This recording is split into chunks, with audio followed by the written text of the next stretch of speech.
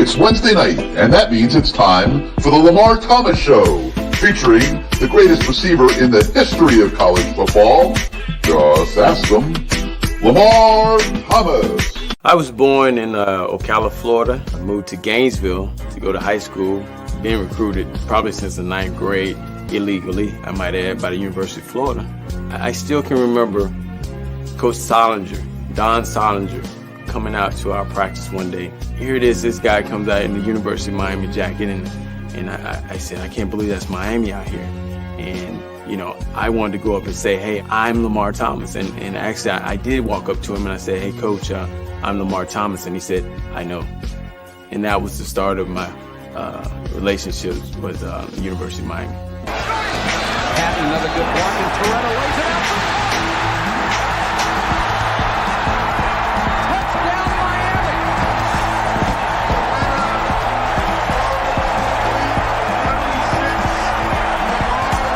You come down here, you'll be on TV every weekend, dominating. I thought about it. I said, man, where do I sign?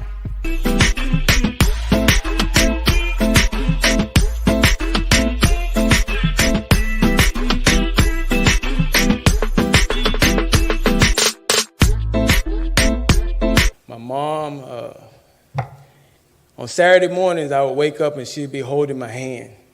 I thought she was the weirdest lady in the world. But she was holding my hands and she would be rubbing them and saying, one day these hands are gonna make you a lot of money. She was smart.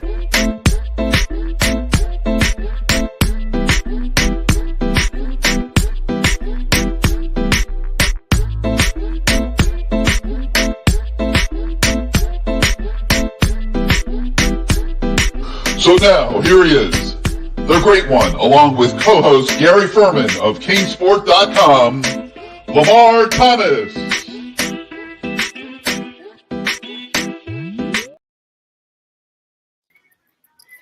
What is going on, LT?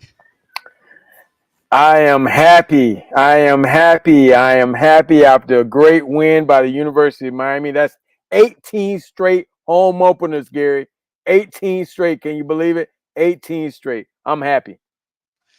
Well, hello again, everybody. I'm Gary Ferman. He is obviously LT Lamar Thomas, and we welcome you once again to another week of the Lamar Thomas Show, presented tonight, as it is the entire season long, by Caneswear, your ultimate source for all your Miami Hurricanes merchandise needs.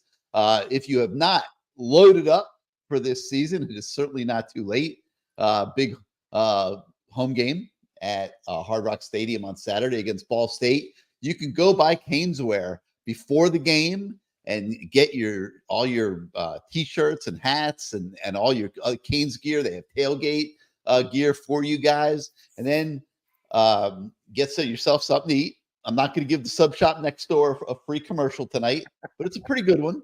And then you can go on down to the stadium, enjoy your tailgate. So Caneswear is at 2655 South University Drive in Davie. You can see the store behind me here on the show, behind Lamar. As you could tell, they have just about everything you could possibly want if you're a Canes fan. And you got to go get yourself a Cam Ward jersey. I mean, if nothing else, you got to have a Cam Ward jersey this year. So get on over to Caneswear, and we'll be talking more about Caneswear during the course of the show. But LT, we got to start tonight by looking back to what we witnessed on Saturday. Not a huge surprise. You know what the biggest surprise for me on Saturday, and actually we do a You Bet CaneSport show with a sports handicapper by the name of Lee Sterling. And Vegas didn't put a line out on that game initially. And then Friday, they came out with a line, and they made Miami a 45-point favorite. Yes. Okay. Now, Miami won by 46, right? So, I mean, that's absolutely unbelievable. And look at what had to happen for that to happen. They had to play Cam Ward all the way deep into the third quarter. We're going to talk about that a little bit tonight. I know a lot of us, yourself, myself, and many more were having heart palpitations when he went airborne to get that final touchdown on the left side of the east end zone at Hard Rock. And, it just blew my mind how they hit that almost right on the nose, and all the things that had to go on, Lamar, to make it happen at that exact margin. Yeah, I mean, I'm just now getting accustomed to all this gambling talk since it's now legal. But when I had someone ask me in the stands, what was the point spread? And I'm like, I don't know, like 20 points. And I looked it up and I'm like, it's 45 points. Like, who gives somebody a spread like that at 45 points? I'm pretty sure the NIU spread against Notre Dame was not 45 points. I'm sure Notre Dame was not trying to win, but I'm sure they picked our game 45. That is a lot of points. And the fact that we needed all of them. I mean, they were pretty much on point with it. I guess Vegas knows. I guess I don't know, but that was when I saw 45. I was thinking maybe 20 something, 28, but not 45. That's a lot of points, especially for a Florida A&M team that's obviously the best team in Tallahassee.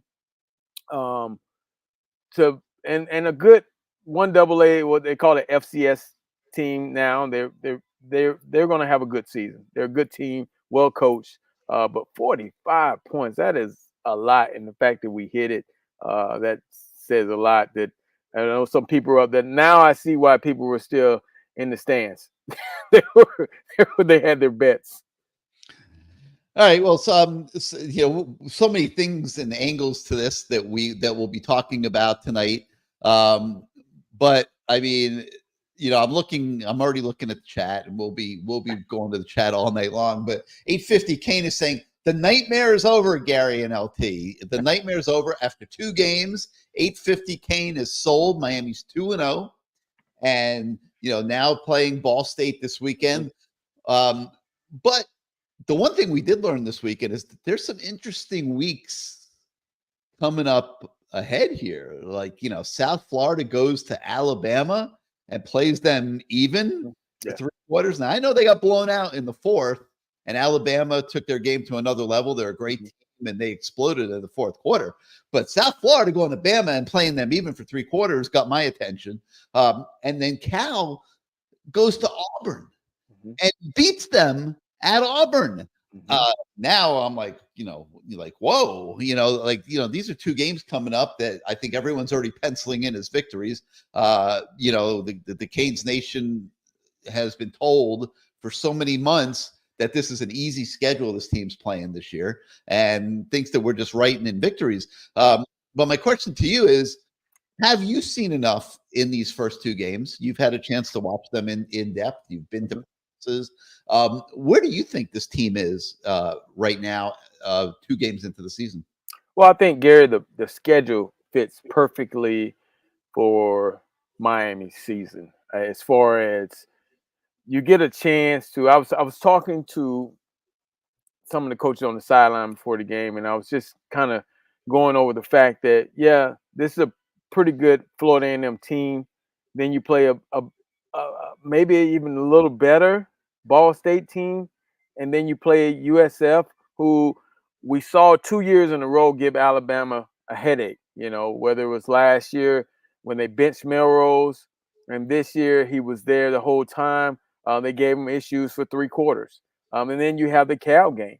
I mean, and then you down the road there's a Virginia Tech. It's a tough. I just like the way the schedule is. It's made up primarily because these opening games, the FAMU game, which some of the young guys got some playing time, and this Ball State team, if we go in, take care of business early, get Cam out the game, maybe get some stats early and get him out the game, please, Mario, please. But it bodes well for getting young guys some playing time, and then step up to the plate with a rival team in Tampa. That's going to be a good game because a lot of those guys wanted to be at the University of Miami, and we have some coaches that were on the staff. I mean, it is a true rivalry game. It's not the Florida versus Miami. It's not the Miami versus Florida State, but this is a new rivalry that is taking toll. I mean, I even think that if I remember right, I think they might have beaten us one time because I think that was Randy Shannon's demise when maybe we lost to USF. I can't remember. Don't quote me You're on it. remembering correctly. Okay, all right. I try to forget I about believe that was Randy's last game. Yeah, I try to forget about losses to programs like that. Okay, so yes, USF, they have beaten the Hurricanes before. Randy Shannon's last hurrah as a head coach. So and Cal, I mean, look at Cal. When I saw that, I said, okay, wow. The only thing I could think about was the last time we went out there as Hurricanes. I was there. I think it was 80. It was 89, 91, 90. I can't remember. The years all roll together now. But we went out there, and I think Russell White, I think that was his name. He returned the kickoff 104 yards against us, and then we had to get serious and beat him down. But yeah, it was a very interesting place watching the people in trees. You can see people living in trees up there in Cal, wearing their Birkenstocks. So yes, it's going to be a very interesting game to go out there and play an ACC opponent and the USF game. So again, our schedule is not what people were saying in the beginning. It's not going to be breezy. We got to go out and earn these victories, but our schedule sets up well where we can gain some experience, get some depth, get some more depth, so these guys will be able to play against teams like this, and it won't be a fall off. I think it's great. I think it keeps the team engaged. This is it's tough when you play back-to-back games like this against teams that you're 45 and in this case 36-point favorites over, and you can never take it for granted. But coaches try to tell you that, but you're taking it for granted. But I think the more of these teams that step up and play good games, I think it helps Mario and the staff in keeping these guys focused on getting better each week. And I know you were at a practice this week, and you saw it. They're not, this isn't like play time because they're playing Ball State. All the starters sitting on the sidelines of practice doing nothing. They're treating this like they're playing Florida State, like they're out there continuously working on their game and trying to get better. We mentioned earlier about how long Cam Ward was in the game. You mentioned just now that you're looking to get him out of the game. I don't know that you're going to see that. But let's bring in Izubee Charles. He's a guy that I know loves every second that Cam Ward is in the game because of the excitement and entertainment that comes along with that. And welcome back to the Lamar Thomas Show. And give us your general thoughts on what we saw this weekend. First off, I want to say I'm back, baby. Week 2. I felt like one of those freshmen waiting on the bench. Come on, Gary, put me in. Let me get on the LT show. But in all seriousness, thank you guys for having me on again. I wasn't too concerned about Cam playing in that third quarter. I thought he was going to get 3 drives in the second half. I don't think you can pull him 1 or 2 drives. And I know you said you guys were having heart palpitation, but I was like, man, you got to let the kid play some ball. I mean, it's still really early. We're still trying to get that, Cam Ward Heisman campaign going. Let him get a few more touchdowns, a few more yards. Obviously, if it was a huge margin, then take him out. But he even said it. There were some things that they wanted to work on. We saw kind of they were messing up a little bit on those 4th downs in the red zone and things like that. Get those little kinks out the way. But I wasn't too concerned about him getting hurt or anything like that. But I did, kind of open my eyes a little bit when I saw him dive in like Cam Newton in the end zone. But he got up, he shook it off. He was all good. So yeah. LT, I'm getting a little dizzy right now. I'm getting a little dizzy. You played with a Heisman Trophy winner. Yeah. Okay, what would have been going through your head if Gino Torretta was still in the game late in the third quarter against FAMU? Well, first of all, Gino Marino, I've told him many times, you better get your behind down, cuz you ain't here to run. So you get down, take a loss, and then fire that thing to LT. I get the first down for you, baby. It's just like when we were playing FAMU back in the day. Gino got banged up. FAMU was bringing it. They hit him pretty good. We got to get him out. We got to get a comfortable enough lead so that I think it was Frank Costa could get in there to get some experience.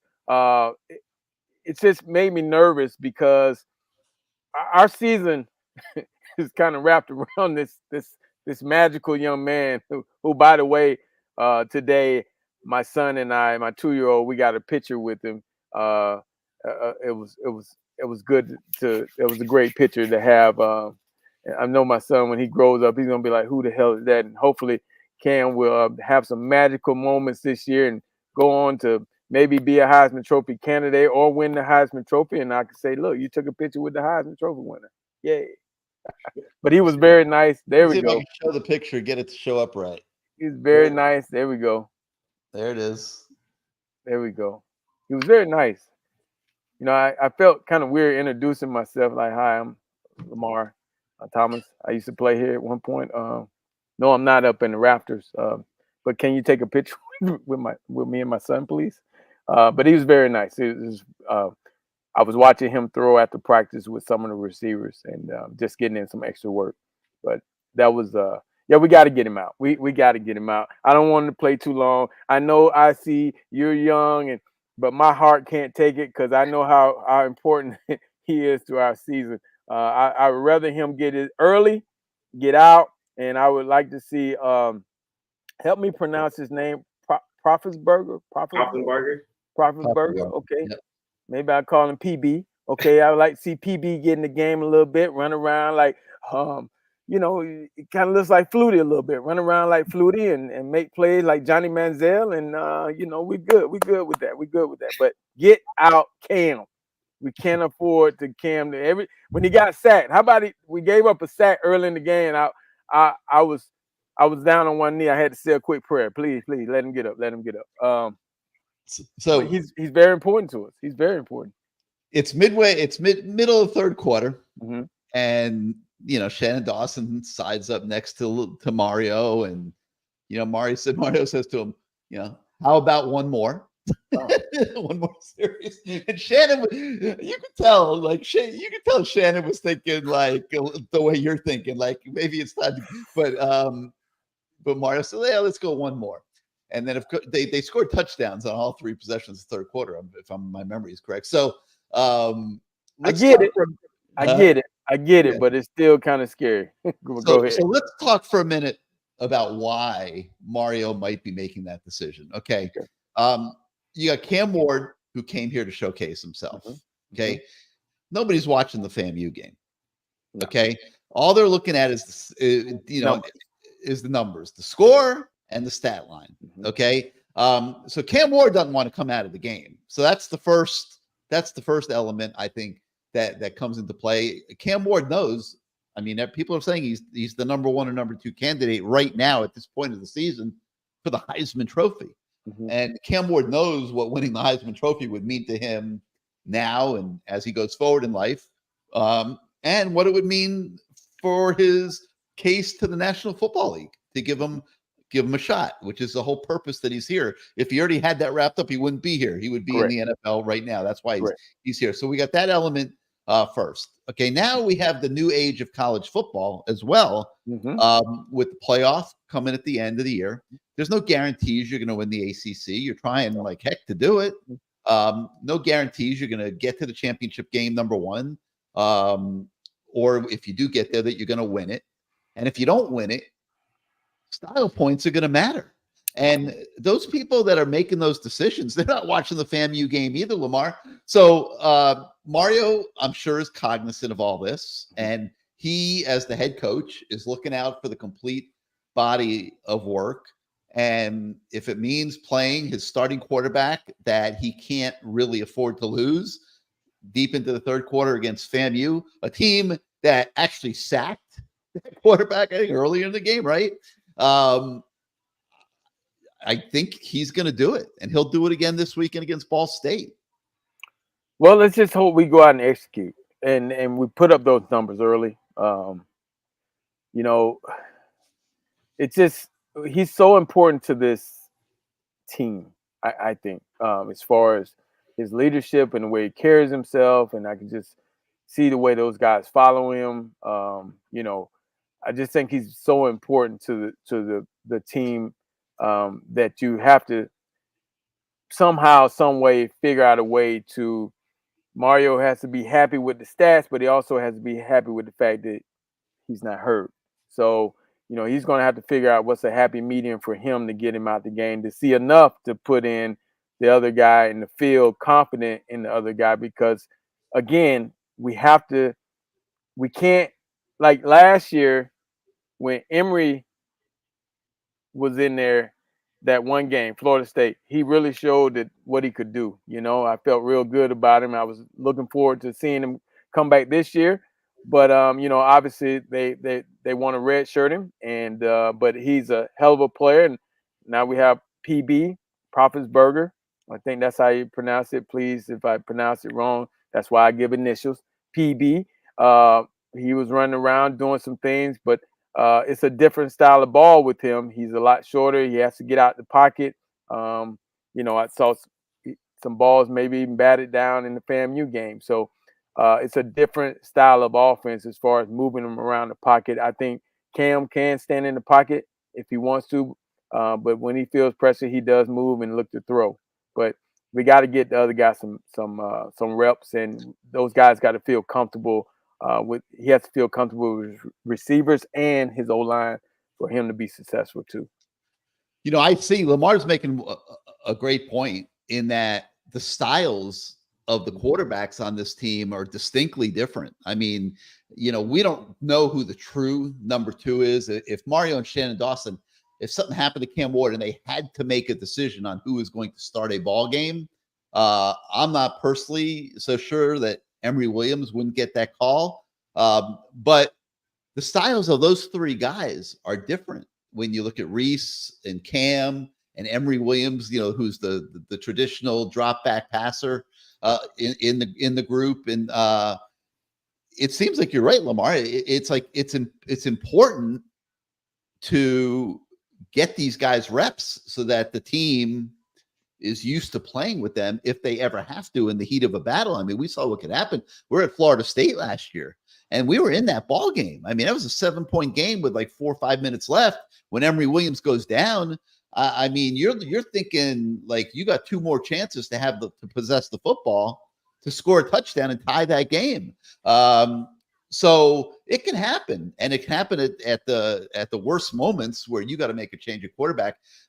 So I think you're onto something there, that those reps, would be valuable. And I'm going to tell you something else. You played with a guy that won the Heisman, and you can smack me down and tell me I'm wrong if you want, please do. But I would say that Cam Ward, based on what I've witnessed here in spring and fall drills and these first 2 games, is more important to this 2024 football team than Gino Torretta, the Heisman Trophy winner, was to your team.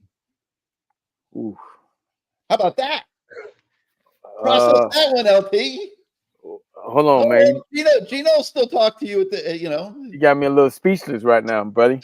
He was very important to our team. He had a lot of guys around him. This Cam guy, he's very important. He's very important, man. He is walking out thin ice right now. I mean,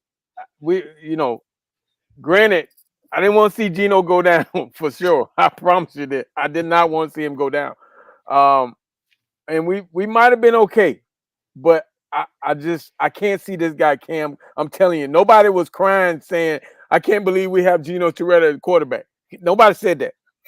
I've seen people, grown men, saying, I can't believe this is our quarterback. I see women, children, I can't believe this is our quarterback. No one's ever said that about Gino. So I love him, but this guy is, for what we've been through and what we've endured the last couple of years,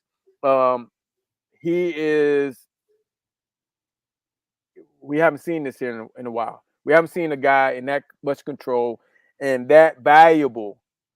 I mean, TBD, when he was playing well, he's valuable, but this guy is this is on a whole nother level right here. This is some Lamar Jackson valuable type stuff. Like you got a guy back there that's pulling all the strings and can pull all the strings, make all the throws and make all the runs, in control, full control of the offense.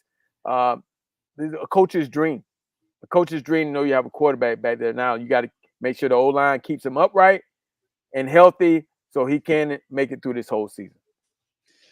I see. I don't think you were born when Gino and Lamar were tearing it up, but you missed something else. I'll tell you that. But I'm sure you certainly can appreciate what Cam Ward means to this team. I mean, we've seen it up close and personal. Yeah, no, this I'm kind of like Lamar. I'm kind of speechless when it comes to just how important Cam Ward is to this team. Obviously, you know, Reese Poffenbarger is a good quarterback. Emory Williams is a good quarterback. But if you switch out, you know, one of those guys for Cam Ward, I'm just like, this isn't the same team. Simply, obviously, the surrounding pieces are a big help. But just having that general, having that guy that's that leader at quarterback is something that you can't put a value on. Obviously, Miami did, you know, put a value on Cam when they got him. But you know, just having that type of leader, having that type of guy that can make plays with his legs, make plays with his arms, do a little bit of both. Obviously, Reese, you know, really can run the ball. Emory can't really run the ball like that. So just combining those two guys and just having him and just all the experience he has playing 4 years of college football before, that's priceless, honestly. And obviously, you know, I wasn't around when Gino was throwing Lamar touchdowns, so I don't know how valuable he's. But I mean, he won a Heisman, so he had to be some type of good. It's on black and white TV, dog. I mean, it's on. Called VCR tapes. You probably never heard. No, of I used to have VCR. I used to watch the Rugrats on VCR tapes. Yeah, we were with the Rugrats back then. Yeah, we were with those guys. We were with those guys. Yeah, no, Cam Ward to me is he's the most important person on this Miami Hurricanes team. I think by a long margin. So 850 Kane, he wants to put an exclamation point on his earlier comment. He says it's Truth Teller Wednesday, and he's telling us that the nightmare is freaking over. Style points, okay? Obviously, Mario wanted to make sure you got the style points out of this FAMU game. Was he successful, LT? Yeah, I think he got some style points. I mean, I saw some guys on you know, Cam obviously did his thing, you know, putting an exclamation point with the Heisman moment run. He had the one throw where he scrambled around and found the guy they called back. But some guys on defense, you know, Tyler Barron had 3 sacks, you know, perfect. That's what we need. You know, we need to get somebody to balance off the Bain effect when Bain comes back. You know, that's 2 guys you got to worry about. I think freshman had, I think what was it? Justin Scott had a sack and Elijah Austin had a sack. I mean, I love seeing that. Our secondary, you know, that's one of the key things I'm gonna be watching these next couple of games because you know, Brown is out. He's been hurt. Darryl Porter Jr., good player, been playing well. But for some reason, you know, we gave up 1 or 2 big plays, maybe a blown coverage. I don't know if it was a guy getting beat, but a blown coverage, we got to tighten that up. And I think for the most part, I think Mario has he got a lot of teaching tape out of that game, and he'll have some out of this game. We got to see some of the young guys in action. Being able to teach them and correct them is important. And, you know, you can correct them in practice, but it's practice, you know. Game is a lot different. It's there. It's always going to be there. You can go back to it and say, okay, if that situation comes about again, coach already told me I got to keep outside contained, or I got to cover this person or that person. So I thought what we got out, it wasn't a sloppy game. We did have some penalties that we didn't have against FAMU, but it wasn't overwhelming. So hopefully this game going into Ball State, they'll clean up some things and it'll be a cleaner game. And we get to do it all over again. We get to see some good things and hopefully they stay positive. We win the game. We get ready for South Florida. You know, Jose Santos points out that Northern Illinois was a 28-point underdog going into Notre Dame last week. Ball State's a 36-point underdog this week, and they beat the Irish. So, like, this stuff does happen. I mean, Mac after dark. Was it Mac action? Mac action, baby. Mac action, whatever it is. So, I mean, just being down there today, just watching those guys, they were focused. You know, Mario, you know, he kept bringing up staying focused. And I don't think they're really looking ahead. I think for a lot of those young guys, they understand this opportunity for them to get some playing time. And that's why I think watching them today, I still saw the excitement. It wasn't where, oh, ho hum, we got another game coming. It's not a big game. But I saw excitement because a lot of those young guys, they're still trying to get on the field. Guys are still trying to get the ball, trying to get their touches. Guys are trying to get tackles, interceptions, returns. So I like the enthusiasm that I saw down there today. I'll tell you what I thought was absolutely criminal on Saturday. I mean, one of the worst offenses I've seen in many, many years. And I think you know where I'm going with this. I mean, how in the world and I don't know why or what or who wouldn't pay the money or, whatever. And I know, say Miami's not looking for extra expenses when they're sitting there, trying to deal with, $15 million of NIL and build new facilities and pay the expenses of this big time football program that we have now. But I don't understand how you schedule FAMU and the band isn't in the stadium. It just doesn't wash. I mean, how do you schedule FAMU, LT, and not find a way to bring the band to Hard Rock Stadium? In-state game too. It's not like they got to travel a long way, but being on the other side of it, listening to, I have a friend that's still involved with the band, sent me a text message saying the band wasn't coming because they only offered them $40,000 for 315 members of 315 members of band and staff, and they were taking 7 buses, and the food and all that stuff and hotels. They got 80% of the band from South Florida. They wanted the night stay in a hotel. They didn't want to have to get on the bus and then get back. I mean, they want to see that. Yeah. I get it. I get it. People say, "Oh, well, you got 700,000 to show up." Well, that goes to the school. That ain't got nothing to do with the band. Right. The band is its own entity. What people might not know about HBCUs, the band is its own entity. So they need to be paid. And I tell you what, it probably would have put about 10,000 more people in the stands because that band comes, people come, they're staying in their seats, they're watching the halftime, and they might leave after halftime, but they're going to watch that halftime performance of the Marching 100. But yeah, it was kind of weird. I actually coached in the first game after the young man died, where the band was suspended. We came back the next year. I was at Hampton University. The opening game of the year, we played at Florida A&M, and there was no band. That was weird. So, yeah, that's a whole weird deal. You would think that the school would say, "Hey, we'll give you extra dollars to bring the band. It's all a good atmosphere. You put people in the stands," but they didn't have it, and it is what it is. And I feel bad for the FAMU kids because, hey, after you kick the field goal, they wanted to hear their alma mater, right? They Marching 100, they wanted to strike again. They wanted all that stuff, but they didn't get it. So it was a weird kind of deal, not seeing the Marching 100 in the house. Yeah, that was bad. All right, so the real purpose of the day is to get a lot of guys playing time, and a lot of guys did play. I didn't count how many. I can't give you an exact count of how many played. How many?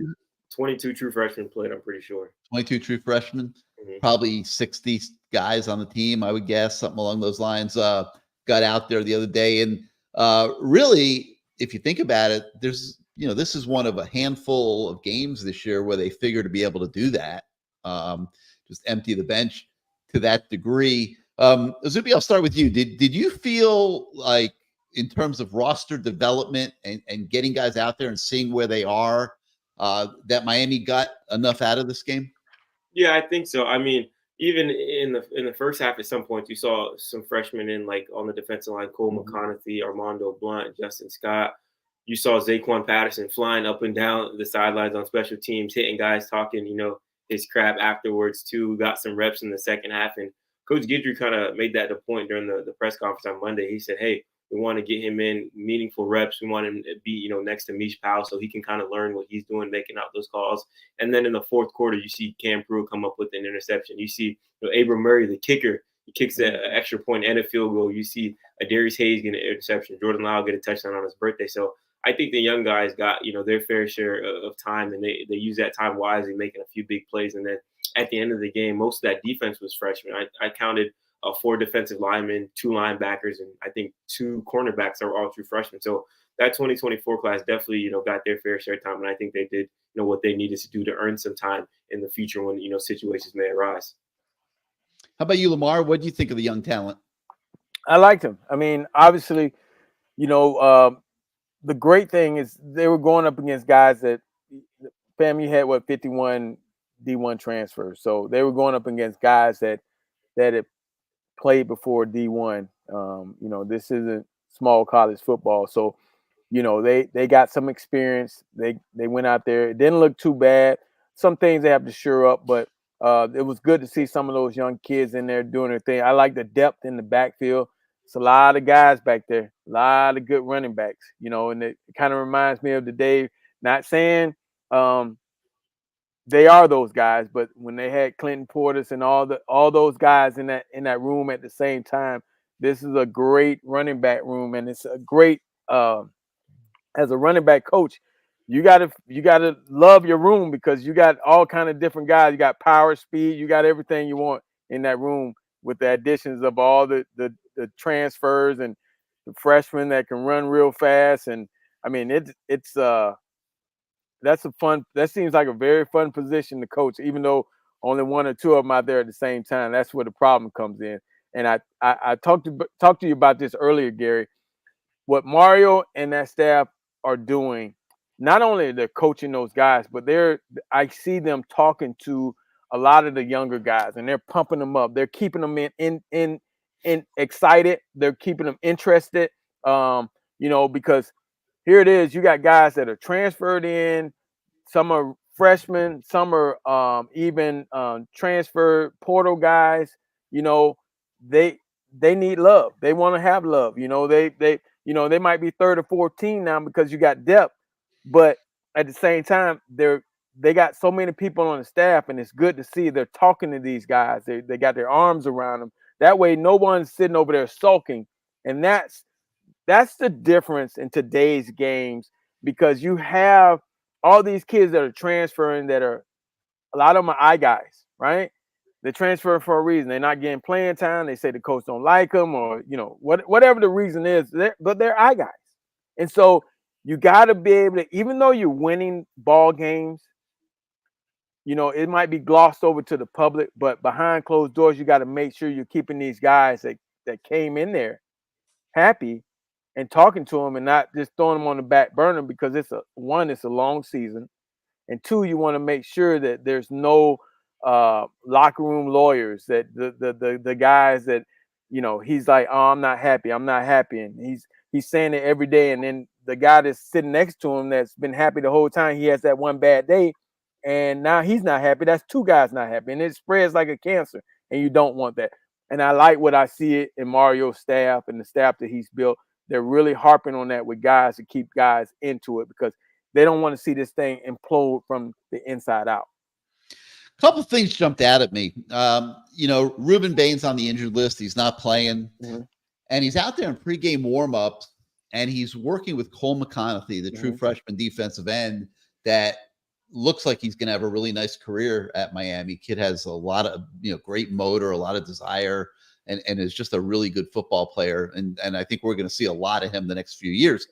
Ruben Bain's out there on the field before the game, and he's working on his hands and his technique in pass rush, and for about 5 minutes or so with Cole, and just reviewing everything that he's been taught, so that when he goes in the game, he's ready to, use the right technique. And I was really impressed by that. Ruben's not getting the play, and he's out there helping the young guy. And I've seen Ruben do that, before with Branson Dean last year. He does it sometimes with Anthony Moten, but that really impressed me. Zaquan Patterson, we mentioned him earlier.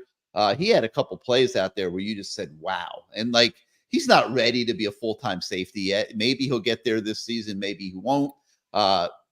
Safety is not the easiest position to play as a true freshman because of everything that goes into it. But he was really flashing to me at times. And then nobody will even think about this, but the kicker, the young kicker, the freshman, Abram Murray, that kid has a leg. He might have a bigger leg than Andres Borregales, quite frankly. I mean, he was booming kicks in pregame warmups. He got a chance to go out there in the game, nailed it right down the middle. So there's a lot of encouraging signs. LT Mario uses the phrase, Miami is starting to look like Miami again. You played when Miami was Miami. That's all you knew in your life until you retired and came to this side of the equation, and everything went to crap, to be honest with you, for the last 20 years. But this is part, these young guys, and so it's part of Miami starting to look like Miami. Yeah, it goes back to that conversation. I talked about it last week. I talked about it when Mario first got here, the conversation with him saying, hey, congratulations, but you're 3 to 4 years away from. I'm sure you love that. He's like, what the fuck? What the hell? Yeah, bro, you're 3 to 4 years away. And he's like, well, I said, bro, we won championships because of depth. And I saw it start going off. I said, think about it.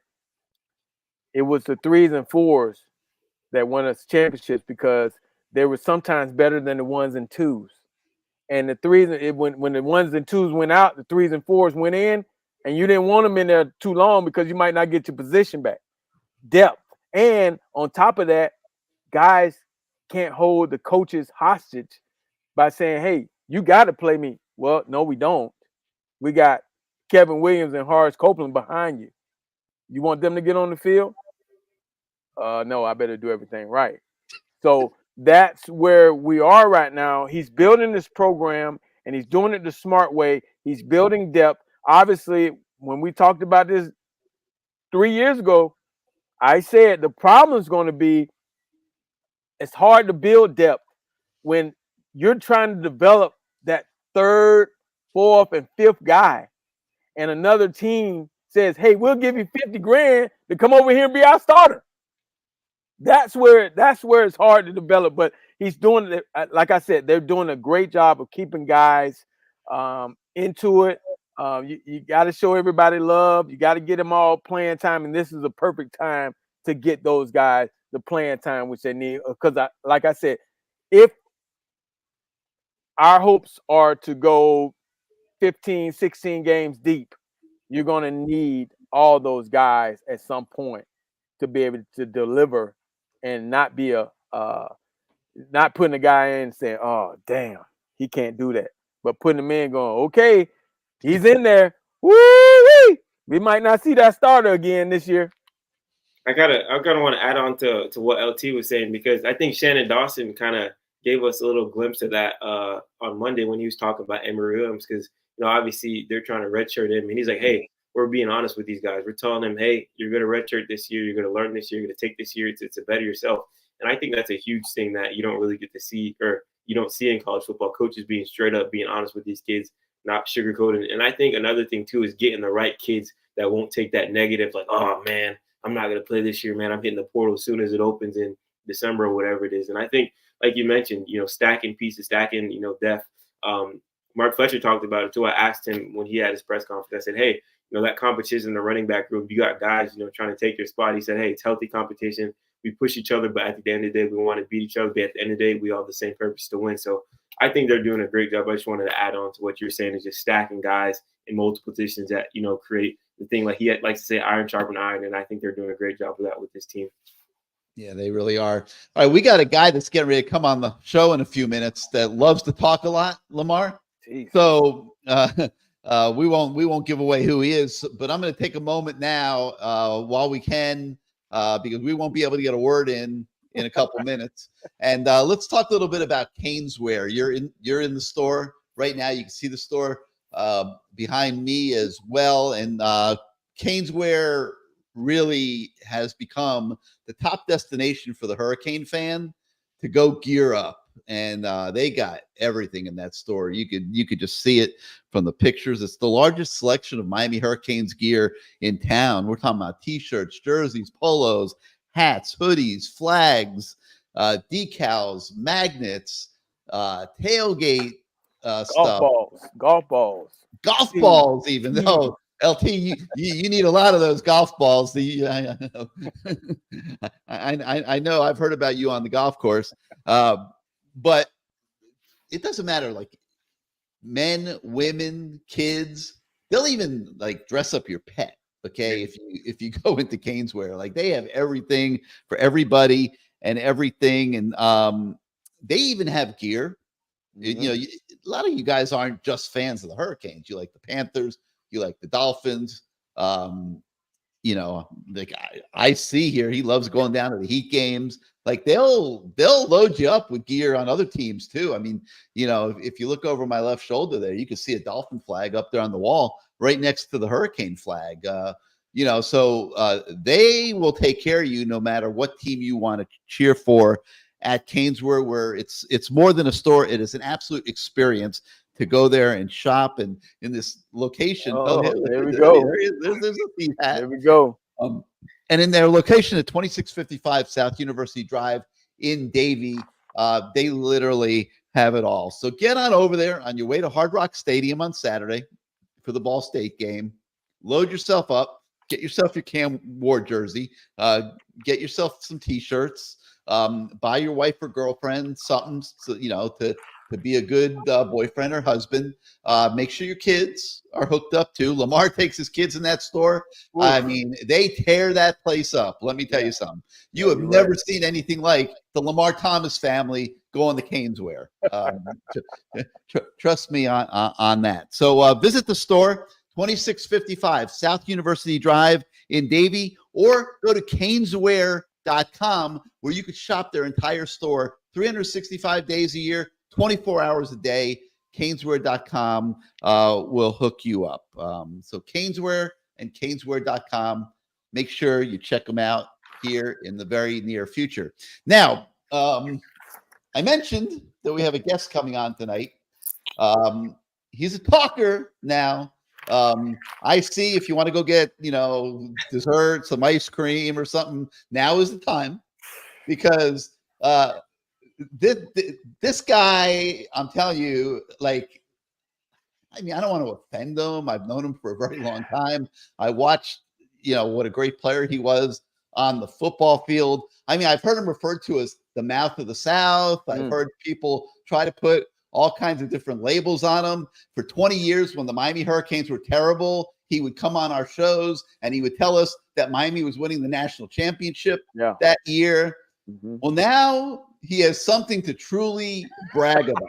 Okay, we have a real deal football team this year in 2024. No better guy to pound his chest about it than Mr. Kelvin Harris, former center for the Miami Hurricanes. There he is. Don't hurt yourself, bro. Don't. You know, you got your other Fort Myers guy in here. I see this guy's from Fort Myers. So, hey, what high school you went to, man? I went to Riverdale. Oh, they trash. Yeah. I mean, you come on our show already insulting the guy. He's not Bruce, okay? This is our guy. Know they trash. You know they trash. But hey, man, you know what? Now, see, he young, but arguably one of the three greatest athletes that would come out of Fort Myers went to Riverdale. Dude by the name of Walt Sutton. He was so good, he had got convicted of drug dealing, and he still got drafted by the Falcons. Wow. Yes. Wow. Thanks to Dion, as a matter of fact. Because Dion told the Falcons that there was a guy in his hometown that was faster than him. They didn't believe it. They brought Walt in. He ran a 4.22 on a cold day without stretching. They didn't care that he was already convicted. They drafted him anyway. Well, now the judge cared because she gave him 7 years. But when he got out of jail, he played 3 years in the Arena League in Tampa, as a matter of fact. Lamar. Must be a Fort Myers thing. Okay. All right. Hey, you know how it is, man. Hey, man, I brought you on this show because obviously you played on the Hurricanes team and you were a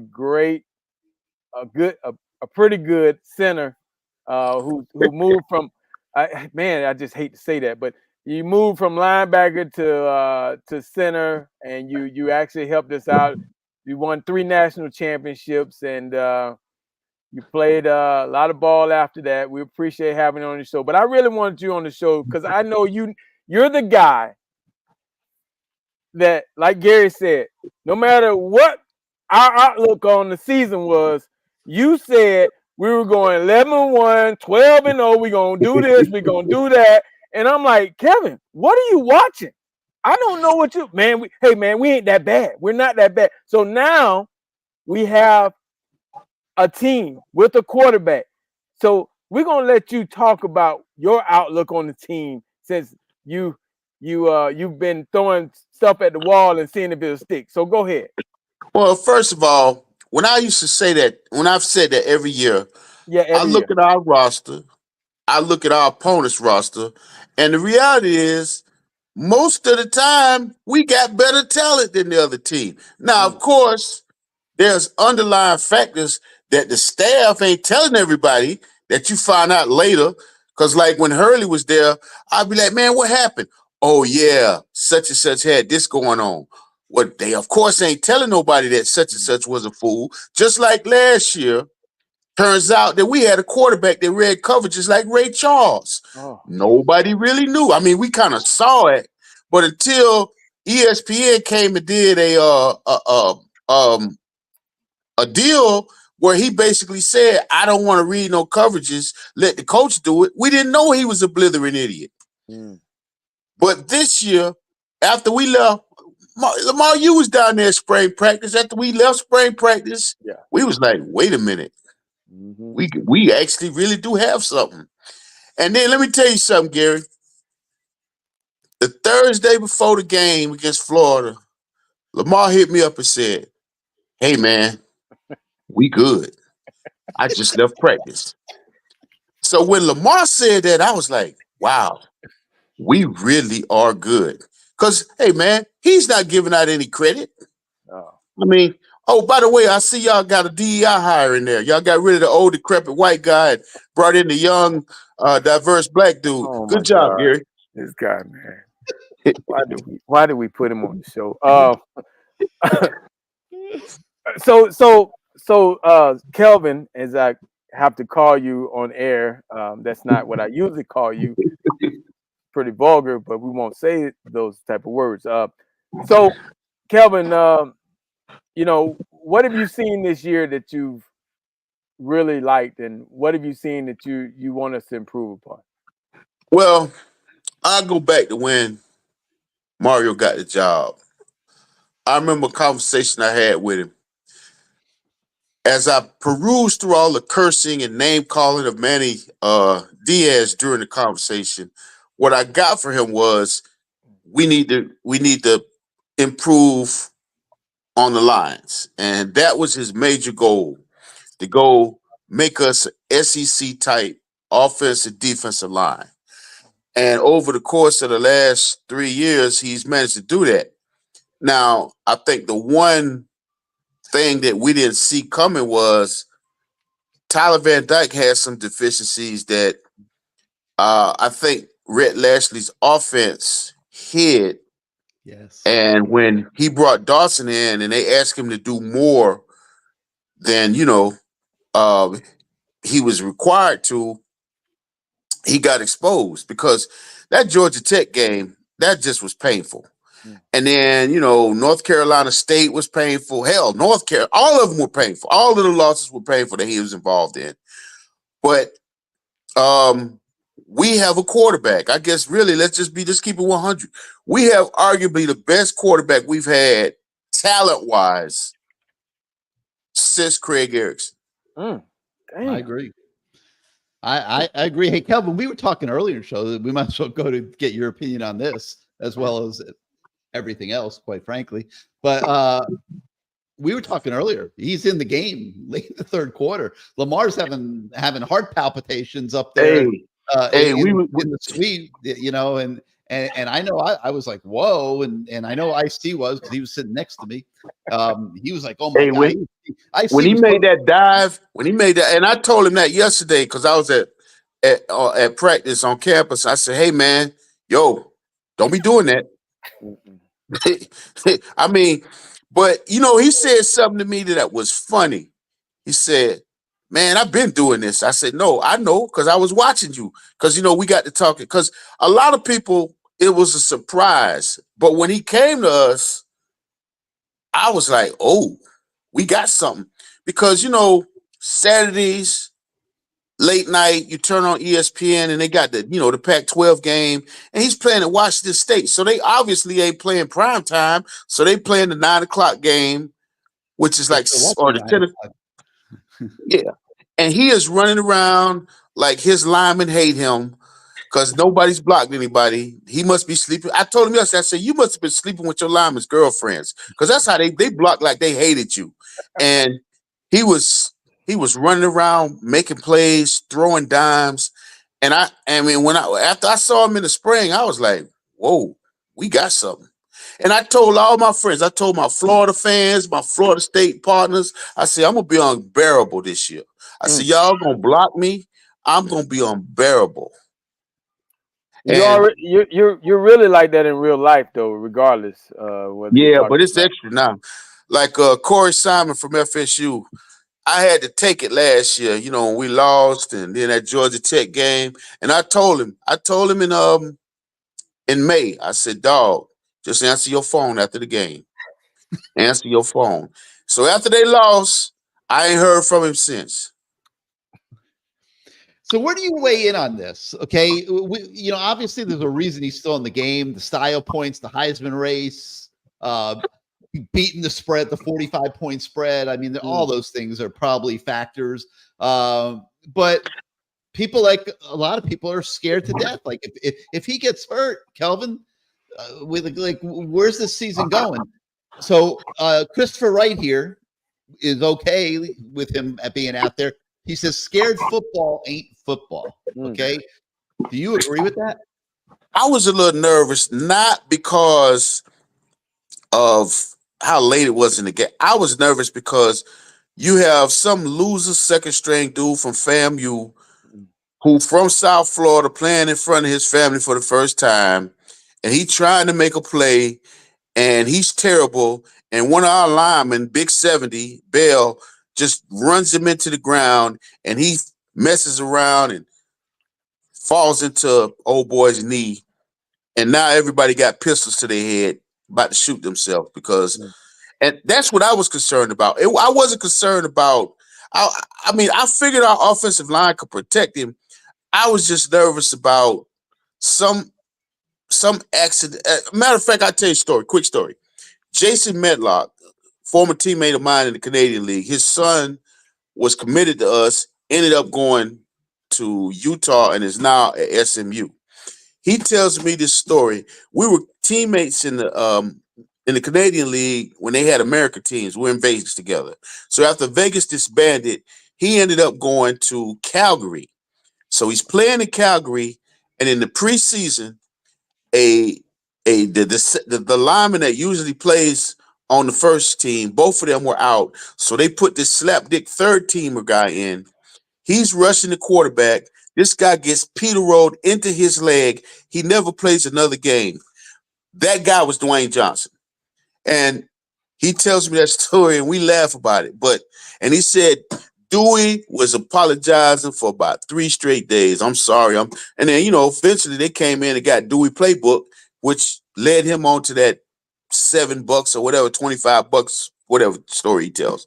But that's what comes to mind when I was during the game. I really was thinking about, like, man, I just hope one of these young linemen don't get Peter rolled into him, or he gets late hit out of bounds, he gets knocked into the bench, you know, because you see it every week. How about when he goes airborne? He goes airborne to score a touchdown and make it 46-9. Okay. I told him yesterday, I said, dog, come on, man.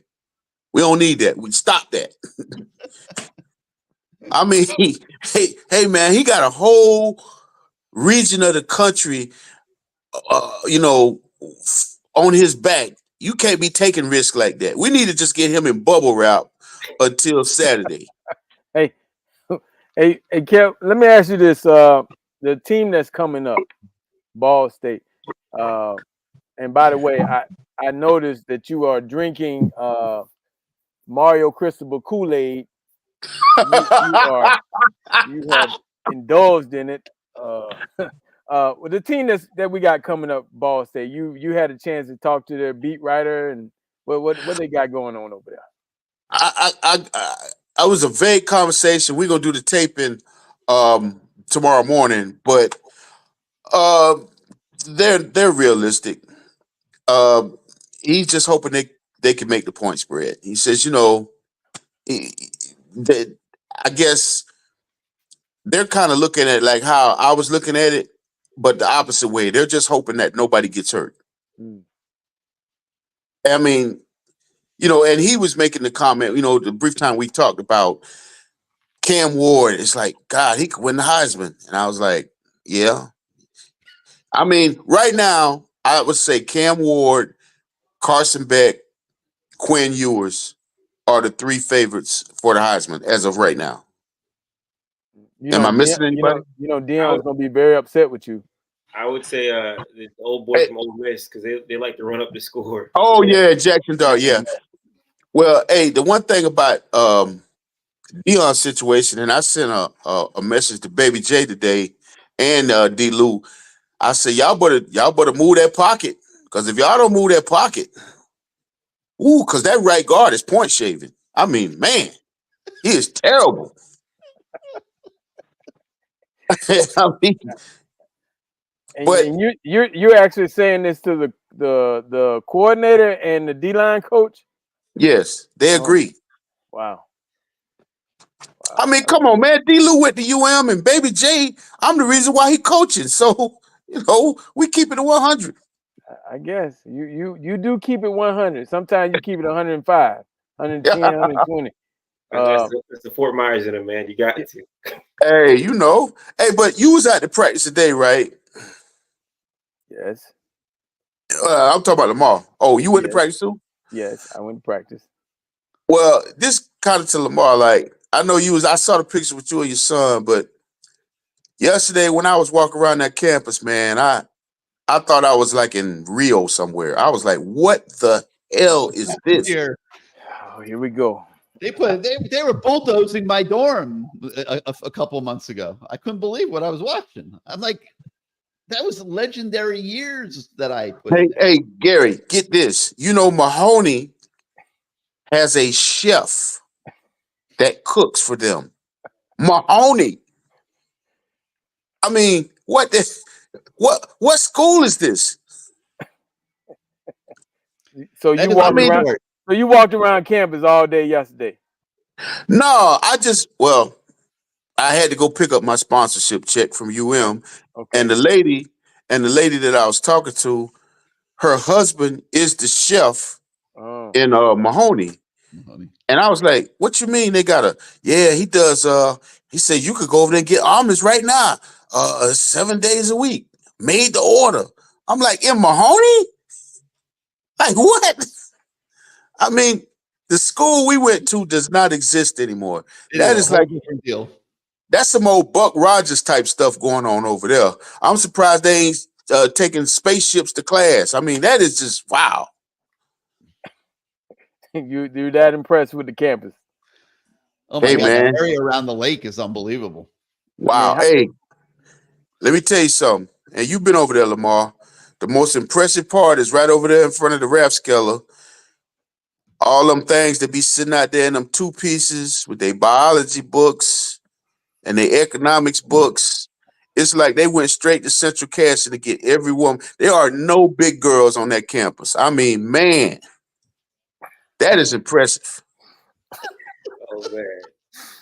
Oh, man. I don't know where to go now, Kevin. So the campus is impressive, huh? And that's why we're winning recruiting deals, huh? Well, I'm gonna say this. It was yesterday. Me and Mario were talking about this particular recruit, and I basically said to him, "Hey, man, you know he's trying to bleed y'all for some more money," and he was like, "Yeah, I know."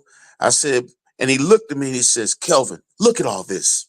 We can get anybody we want." That's true. And I looked around and we looked at each other and we were just like, "You're right. We can't." I mean, we are the fine girl in the club. Mm. That's why we got our skirt halfway up our leg. We got our breast showing. We got our nails done. We are the fine girl at the club. Okay. Put my glass. I mean, we are it. Okay. And hey, we can actually the conversation I had yesterday with the lady at the building. We need to go ahead and bring the chain back. We need to just BUM. No, Let's just we don't BUM. need. That's not happening. I don't think we need to bring the chain back, and I know Mario for sure is not going to bring the chain back No because chance. Manny invented that. So there's no chance on the No chain coming back. chance. Well, And you I ain't know gonna that. lie. I brought it up to him yesterday. He's like, "Come on, Oh. Kelvin. Oh, Come on, Kelvin." I was amazed he let it go as far as he did in Gainesville. I mean, it was the U part 4 in Gainesville. I'll tell you that after that game. Oh my goodness. It was Florida. I mean, we had assistant coaches digging up chunks of sand, like turf, to pretend like we had a cemetery. Listen, Florida is that relative. Florida is that relative that nobody likes. When they come to the family reunion, running off the field saying, "I know how to slay gators." Remember your days in Louisiana where you used to wrestle them or something in the swamps? Mario dropping F-bombs in the locker room, players filming them. It was like, I gotta be honest. Yesterday when I was over there at the campus, and Lamar, me and Roland was sitting at the little lunch table eating after practice, and I was thinking to myself, I remember when me and you came to practice in the Louisville week, and I was just taking in. I was remembering how it was then, and I was looking at how it was yesterday, and it's just totally different. It's like the kids got a different swag to them. I mean, the coaches feel. I mean, it was just a festive time. Everybody was feeling good about themselves, and they're not trying to hide it. And then, I was joking around with Cam Ward, telling him, "Hey, you got a bullseye on your back. Every girl in South Florida know who you are now. You can't go to Publix without security because they are trying to secure that bag." And he was like, "Nah, I got my gal down here." And I was like, "Well, that don't mean anything. I mean, she got a bullseye on her back too." I mean, but they just please. He's about to win the Heisman Trophy. Let him focus on football. Well, the thing about it is he has a great mindset. He was like, "I don't go nowhere. I just, it's me and my gal. We at the house." Yeah. And he is focused, and I think he got the whole team focused. Right. He got everybody feeling good about themselves over there. Kelvin, I said earlier in the show that he is more valuable to this team than Gino Toretta was. Back the guy that won the Heisman Trophy. I had the same look, though. Lamar was like, "Whoa!" I mean, wow. Well, I will say this. I don't think we could have won a championship with Frank Costa. No, I know we couldn't have won a championship with Frank Costa because, we had some trying moments.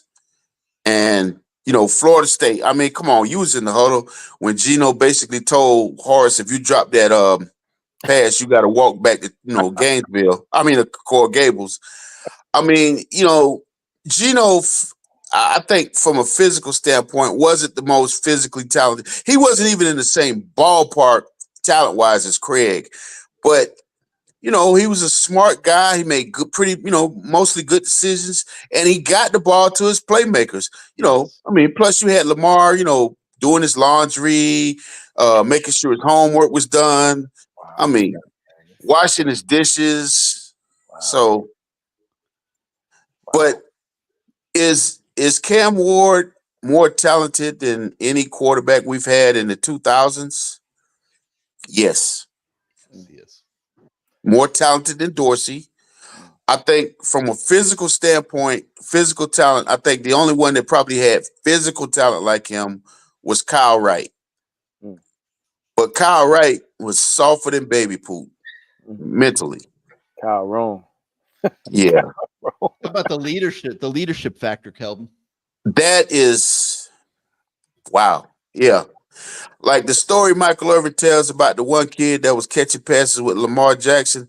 I mean, I think that's what this team needs. Somebody, a quarterback like that. Well, you was with Marino. Is that something that Marino would have done? Well, I called him at the end. And, he still was staying Pretty out there. ornery. Yeah, but he still was that guy. But that's what leadership to me. Trent Dilfer didn't do that in Tampa. I tell you that. But they're guys that they just have this quality about them that that they want to get better and they want you to be better, so it makes the team better. So I mean, yeah, that Trent Dilfer definitely didn't have that quality. Yeah, but you didn't have. Did you play with Sapp, right? Yes, that was on that team. Well, that's the thing. Sapp and Brooks led y'all team, and I think Trent was, when you were playing with Trent, he was mentally shot because remember he was supposed to be this top flight quarterback. He got in there and just stunk the place up, and Sapp was tormenting the man. So I mean, and then of course he was getting it from the press, and so basically he was just holding on. But then when he went to Baltimore, they basically told him just shut up and hand the ball off. Mm. I mean, and he did what he did, and he got a ring. So let me ask you this, Kelvin. Let me ask you this: when you look at that running back room, I mean, what stands out to you? They deep. I mean, the two main was Fletcher and Martinez. Wow. To use a phrase that Butch Davis used to use, bowling balls of butcher knives. I mean, but then you got the freshman kid, Lyle, and I'll tell you what impressed me about him was his pass blocking. Yes. Which is why he's playing probably in front of the Chris Johnson kid, because the Chris Johnson kid is, you play with him on the college football 25, he's uncatchable. Fast. But I don't think he's up to speed in the pass pro, and that's the one thing that no coach is going to do with their quarterback. They're not going to put it back in the game that can't pick up the blitz. But man, we 4 deep with them. And then what about the AJ Allen kid? Has he got a chance to play yet? Yeah, he played the other day. Okay, so that's another name that's added to that list. I mean, that's like 4 or 5 guys that five deep back there that can come in there and do some things. Hey, 25 yards. Hey, we got a kid coming next year that's faster than Chris Johnson. What? Yeah. Oh, Gerard Pringle. Yeah. I mean, he ran through. Was it Gary? Was it Central or Norland? Norland. Norland. Yeah. Open a can of what on their team. Man, he tore their ass up. I mean, wow. So I guess right now the ball is rolling, and I guess the only question is, after this year, who's going to be the quarterback to keep the movement going? Well, let's talk about the O-line since we're talking fat boy ball. That O-line. I mean, could you have played on this O-line? I don't think so. Man, please. No disrespect to Carpenter, but he ain't me. Tell me a little bit about what you think of the O-line, Zach Carpenter and those guys. He is solid and he's smart. He's not real athletic, but he's got good technique, and he knows how to use his, he's not a huge guy because I think he's about 305, but he gets good position, and watching him, he's smart. He knows what he's doing. The one that surprised me was Rodriguez. The fact that he started the first game, because I kind of talked to him a lot because he was playing center, And I don't know, for whatever reason, I thought he was. I was sensing that he was a little down last year. So, Yeah. he started following me on Twitter. And so I started keeping in touch with him and talking to him and try to give him some tidbits. And I guess he, whatever was wrong with him, he rebounded because he started the first game. Now, he told me he'll be back in a week or two. But then Matt McCoy, who bounced around, he's sort of like a Swiss Army knife. He plays both guard positions. He plays both tackle positions. He's talented. But the right side with Cooper and Maragoa, in my opinion, is the best right side in the country. I mean, and Gary, can you tell me why Jalen Rivers didn't play? Did they just, because I meant to ask Mario that yesterday. Did they just sit him out? He had some minor injuries coming out of the Florida game, so they decided to sit him out this past week. Well, I don't know if he'll play against Ball State, but he'll be fine. Yeah, and Markel Bell actually looked pretty good. Now, mind you, he was playing against FAMU, and that's one step up from playing against Bruce for 40 snaps, but still. But no, and they got the one guy, I can't say his name, Okololo. Am I saying that? Okinola, yeah. He's going to be good. I mean, the offensive line, the young guy. I mean, in my opinion, Maribel is probably the best O-line country, one of the 2 or 3 best in the country. And it's weird when you see him, you can't believe that he's, I mean, you almost think that, like, is he the 5th grade? What's going on? But he is sharp as a tack. And then, of course, Mario is down there, and they also have Pata down there. So we have 4 coaches that coach the offensive line, and that's a great, it's coached well. But I got to give credit to JT. Jason Taylor and Salavera got the D-line playing great. Yeah, we talked about them earlier, the depth.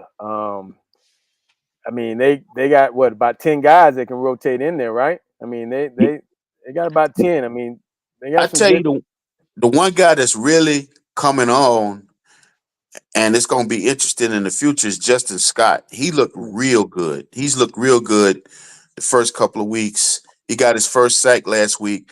He was the number 1 D tackle in the country, and I saw something where they said that he's exceeded their expectations. And then you got Tyler Barron, who it makes me question what's going on at Tennessee, because I watched him last year at Tennessee, and he was a good ball player. It doesn't make sense that he was so anxious to leave to come here, because no matter what we paid him, Tennessee could have matched it.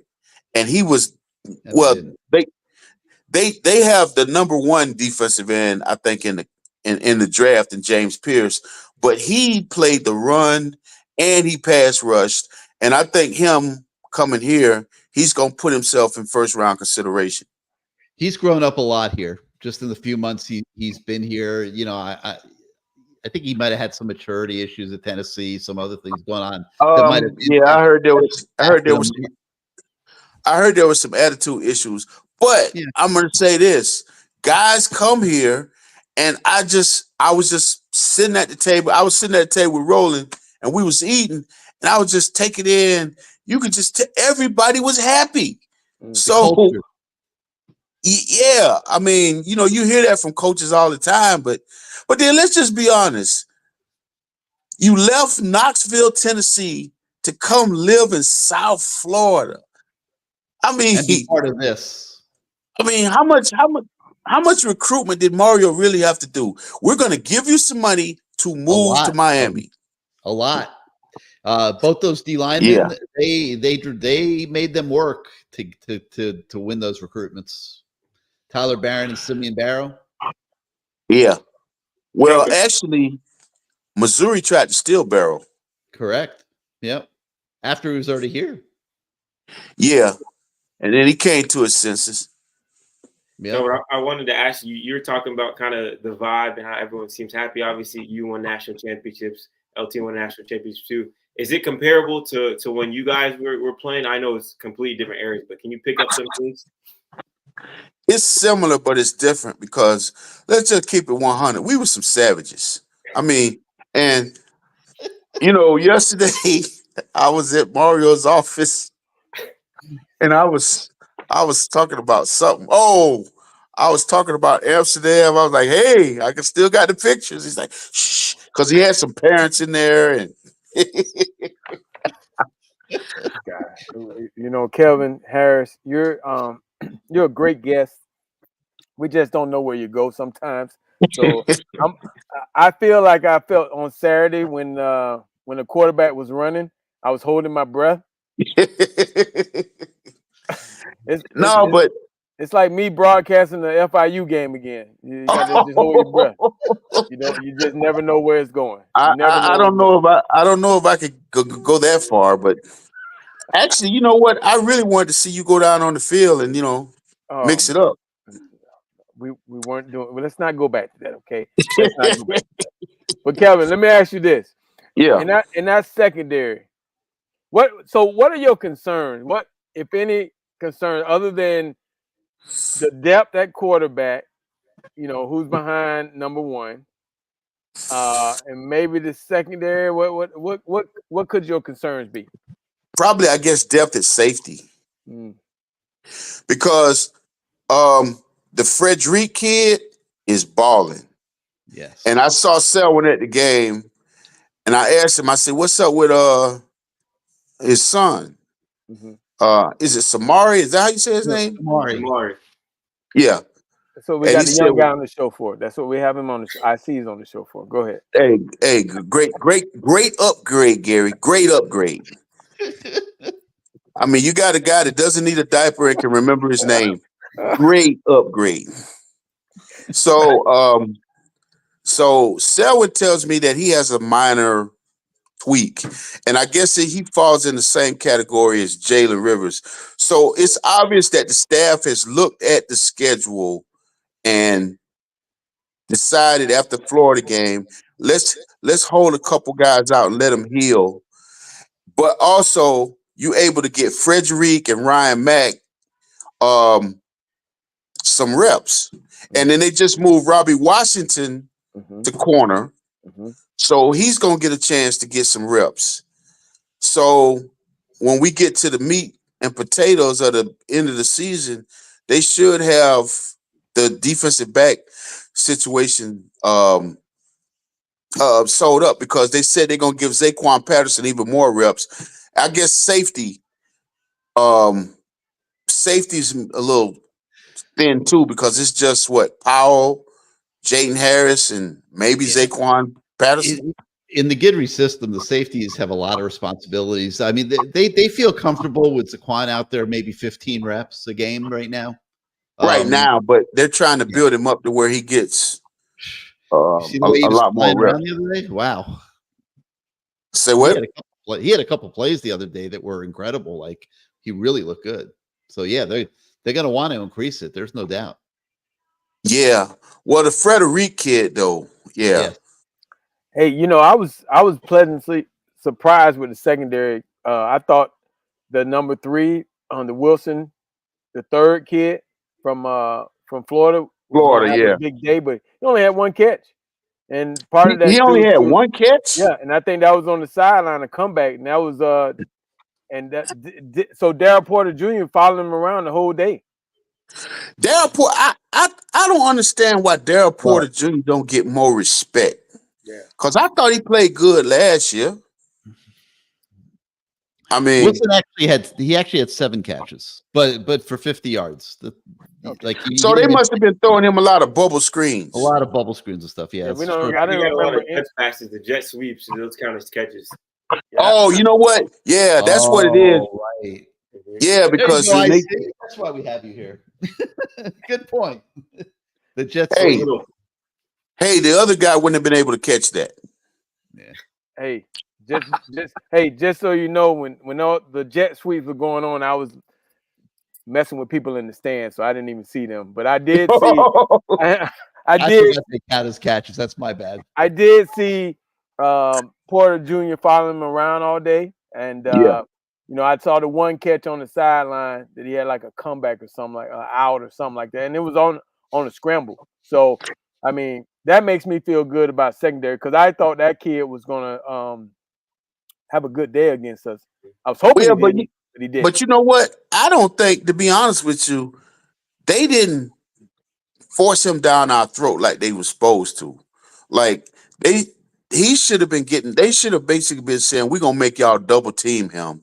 And I don't know if it was the play calling or the quarterback, but they just basically they didn't even try and force the issue with him, and they didn't have nobody else. Something I was thinking is I feel like they should have used him how NC State uses Concepcion, line him in the backfield, get him moving. Yeah, he's that dynamic of a player, and I was kind of surprised they didn't game plan around him more and just like, hey, you're our guy, we're gonna get you the ball in any way we can. Well, I think the backfield thing is a bit of a problem because if he lines up in the backfield, it's an outside run because he's nowhere near big enough to run. Between the tackles. So it's either going to be a stretch play or they're going to throw him a flare out pass because there's no way he running in between them guards. It's not going to happen. But it was just a pleasurable game. Lamar went down there, got him some grass, took pictures over the dead body. I mean, it was a grand time had by all. Hey, man, I'm trying to move on. I literally have said to all the Florida fans, I am not going to troll them anymore this season. I have moved on. I'm not. I'm petty. I am taking up Petty Lamar's place, and I am going to remind them, Florida State and Notre Dame. Oh man. I just was in euphoria on Saturday calling my Notre Dame people. Hey, Kelvin, let me ask you this. So this Ball State game, what do you want to see out of the University of Miami? I would like to see some explosive plays, and I would like to see Emory Williams play. Well, for that to happen, we got to be up, say, maybe 30, 35-0, 35-3 at halftime, get a couple quick scores in the third quarter. Hassenpfeffer takes over, and then last 5-6 minutes of the fourth quarter, they get Emory Williams a little action. But wouldn't you want to save him for a better game? No? Emory Williams? Yeah, they're redshirting him. They're going to redshirt him. He gets to play in 3 to 4 games, right? Yeah. I know. It's going to be interesting to see what they do there because, I'm not sure. I said this earlier. If they needed a backup quarterback for real, I'm not sure he doesn't get the nod. Yeah. I agree, but I'm going to be honest with you. If I'm Emory Williams, you got to listen. I hate to say this because I shouldn't say. I'm going to say it anyway. If I'm Emory Williams, people, I'm not redshirting. And I'm going to tell you why. Because Hassenpfeffer is not going to be here next year. So Hassenpfeffer, that's what I call him. Who is that? Is that the little midget backup quarterback? I agree with you. I think he transfers. PB, just say PB, man. We can't. Hassenpfeffer. So I don't think that's he's not going to be here next year. Let's just be honest. There is no way Mario is starting that dude next year. So he needs to get him as much snaps now and then go to somewhere like Buffalo or UMass, so where he can play James Madison. But if you're Emory Williams, you need to try and get those reps from him because I'm going to throw 2 names out there. Luke Nickel, who's going to be enrolling early, and a name I brought up yesterday to our current quarterback, Kyron Drones. Who is the Virginia Tech quarterback? Am I correct? Who is also Cam's cousin, who also spent the whole spring working out in the Sulphur indoor facility with Cam and Shador. They all have the same quarterback coach, dude named Colbert out of Texas.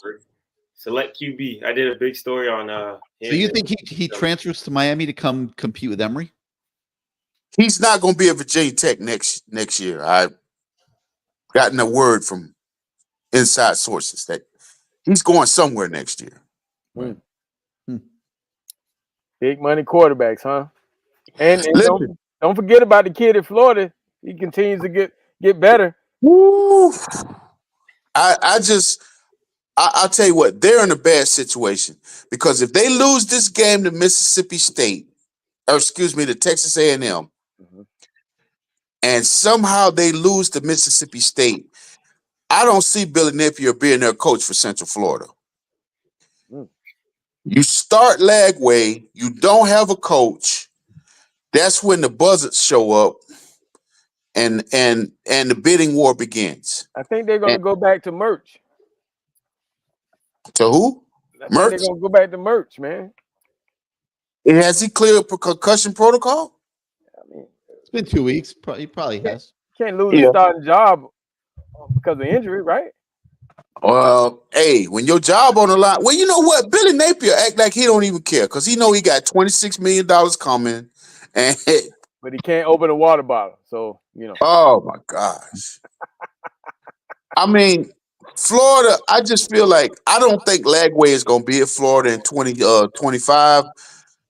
I could see him being our quarterback. I mean, but I don't know if they would. I don't know if they would make him our quarterback because I don't know. Does he seem? I don't think he's gonna be ready. I don't know, man. Emory Williams is pretty good. I'm going to be interested to see how he holds up in the competition against whoever he has to compete with. He's really pretty good. I agree. I think, and that's what I want. I would love to see him in those 4 games where they're meaningful games. If we need him, and if not, then you go get your red shirt. But the games, the tough games, not saying that Cam will get hurt or anything, but I would love to see him get some playing time in those games because real work. Yeah. Real work. Yes. Real work. Yeah. Well, I know this is probably getting a little ahead of the game and maybe a little arrogant about it, but I think they're going to have to make a decision because I don't see anybody playing us close. I just left on our schedule. There you go with that Kool-Aid. Well, let me ask you a question. Do you even think Florida State gonna make a bowl game this year? I'm not even thinking about them. I'm thinking about Ball State, USF, and Cal. Hey, when I walked by Dawson yesterday, I said, "Hey man, I need 50. I need 50 to 55 on USF. Come on, man, don't let up now." Because their coach really thinks that USF is in the same ballpark as us. And because Alabama toured around with them, they probably think, oh, we just 4 or 5 plays correcting it. We should be able to compete with Miami. We need to go in there and put our foot in their throat and be up by 35 or 40 at halftime so we can have this conversation of who played better, Emory or Hassenpfeffer. I don't think his name is Hassenpfeffer. That's what his mama called him. That's what I'm calling him. I don't think his name is Hassenpfeffer. Hassenpfeffer, hey, I thought his name started with a P. What's it called? Hassenpfeffer sound better. Reese Poffenbarger. Yeah, see, I just call him PB, dog. You or Reese. You changing the man's whole name. Hassenpfeffer, though. Like he the guy on Knight Rider or something, he on Baywatch. I don't know that guy's name, whatever his name was, but I can't think of his name. Anyway, Hoffenheim. Yeah, whatever the guy's name, I can't think of him. This is a guy on Gary, you remember that show Baywatch? It had Pam. Yeah, I remember. I didn't watch it though. Pamela Anderson. Yeah, what was her last name? Yes. Pamela Anderson. Yeah. But they had the guy. I don't know his last name. He was. Oh, you talking about David Hasselhoff? Yeah, Hasselhoff. There you go. Hasselhoff. Yeah. I think that's where you kind of getting the words mixed up. Hasselhoff. No. On the Bugs Bunny cartoon back in the day, where the bald-headed dude used to catch him, trying to catch him with the gun, they had a little thing where Bugs Bunny was talking about we're eating Hassenpfeffer, which was rabbit.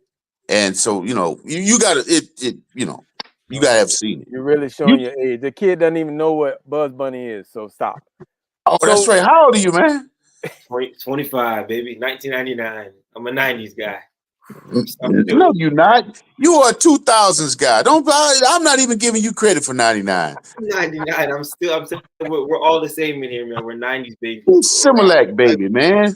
I went on a recruiting trip to Fort Myers. I said, if Kelvin Harris came from there's got to be some more talent over there in Fort Myers. Man, this dude, man, did you even see Kobe play?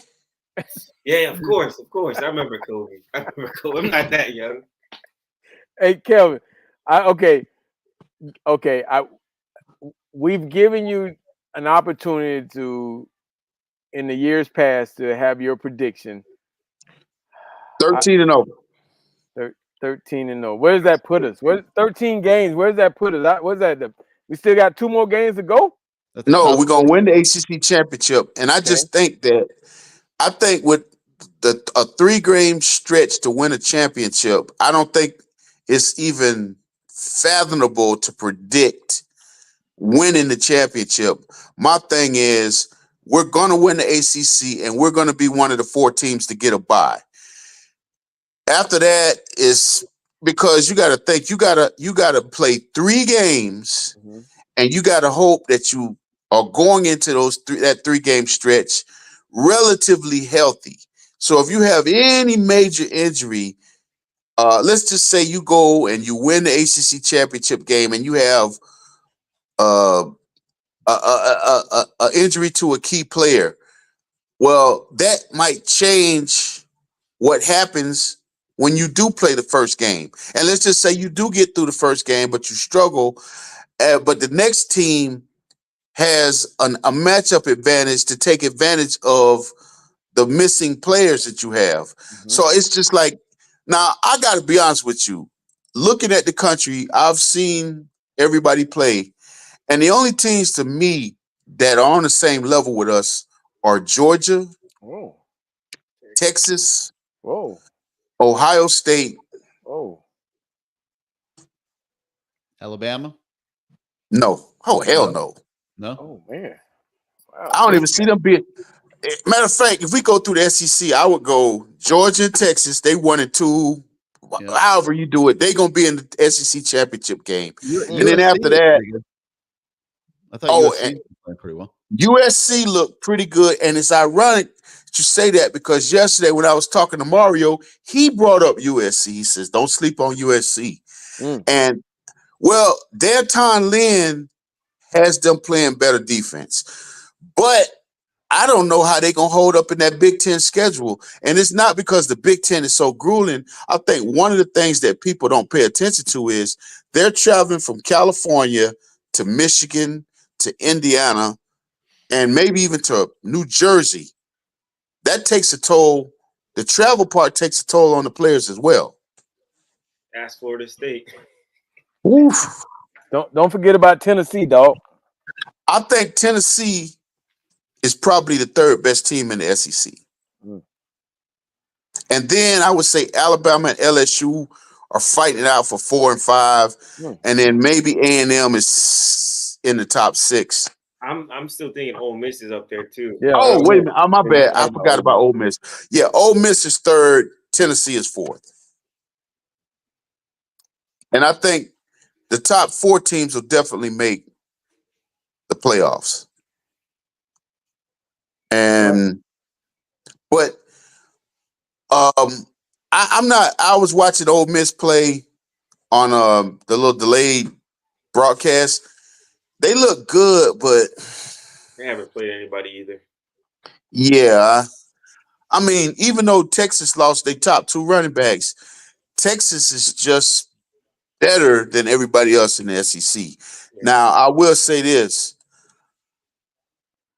I don't think they have enough explosiveness to win the whole thing. And I don't think Georgia do either. Because Georgia's best receiver is our side piece kid. Kobe. How you gonna let our side piece be one of your best receivers? Wow. Wow. All right. Somebody asked, Pinellas Kane asked for, he actually spells your name Calvin. For Calvin, who's your second best team in the ACC? Whew. Syracuse. Oh, see, that's another game. End of the year, Thanksgiving weekend. Yep. Is it here or there? There in the dome. There. Oh, crap. We got to go to the basketball place. Yep. Listen, Ooh. I don't know what. I don't know. Maybe Kyle McCord slept with Ryan Day's wife, but I don't know why they let him go, because they didn't get better at quarterback. I got a friend of mine, and Lamar knows him, Van Malone, who's the co-DC and the defensive backs coach at Kansas State, and we've been friends for a long time. So, you know, I watch Kansas State because of V. Malone. Will Howard is trash. Number And 18. yeah, and what a lot of people don't know is he didn't transfer because he was, you know, sought after. He was transferring because Kansas State told him he had to kick rocks for the Johnson kid, because the Johnson kid is the most highly recruited and rated player out of Kansas in like 30 years. And his dad told him, y'all go give me this money and he gonna start or we leaving. So they told Will Howard, kick rocks. Wow. Okay. But you know, I just think that, you know, we're in a good place, and you know, God willing, I just don't see I don't see how we're not in the semifinals. Okay. Well, Kelvin, you have definitely exceeded your time. We appreciate you being on the show, and Yeah, I appreciate it. Gary, Oh, by the way, let me here we go. preview. Lamar will be on my show this week. We will be talking about Florida and FAMU. Actually, we're gonna do two segments. We're gonna do the back in the day segment. We're gonna talk about how Mike Irvin lied to him about being his mentor at UM. Yeah, Gary, you didn't know that Mike lied to him to get him to come to UM. I remember. Of course, he also told Mike he was coming to break all his records. Yeah, I told Mike I'm taking his position too. And he laughed.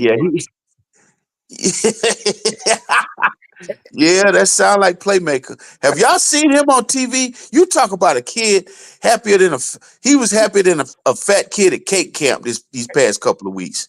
I mean, he's a UM guy. And I mean, it goes down, and I gotta tell you this, Kevin, before you go, you got to be out there with one of the greatest UM fans, because you love yourself some. If you could dress up in that Ibis uniform, you probably would. You love UM. I have nothing on you. So I knew tonight it would be a great opportunity for you to come on and show your love, and you drinking the Mario juice, your Kool-Aid over there in your cup. But we wait a minute. Hold on. Check it out. You was there at the practice, right? Yes, I was. Did you go upstairs to the office? To his office? Or to the offices, period, yeah. I went to the equipment room. That's about it. All right, so when you go there the next time, before you go to the equipment room for the pillaging and ravaging, go upstairs. They have a dude walking around with a Cuban coffee thing, pouring out Cuban coffee to everybody. And you got some? Is that why you're so hyped up right now? It's still from yesterday?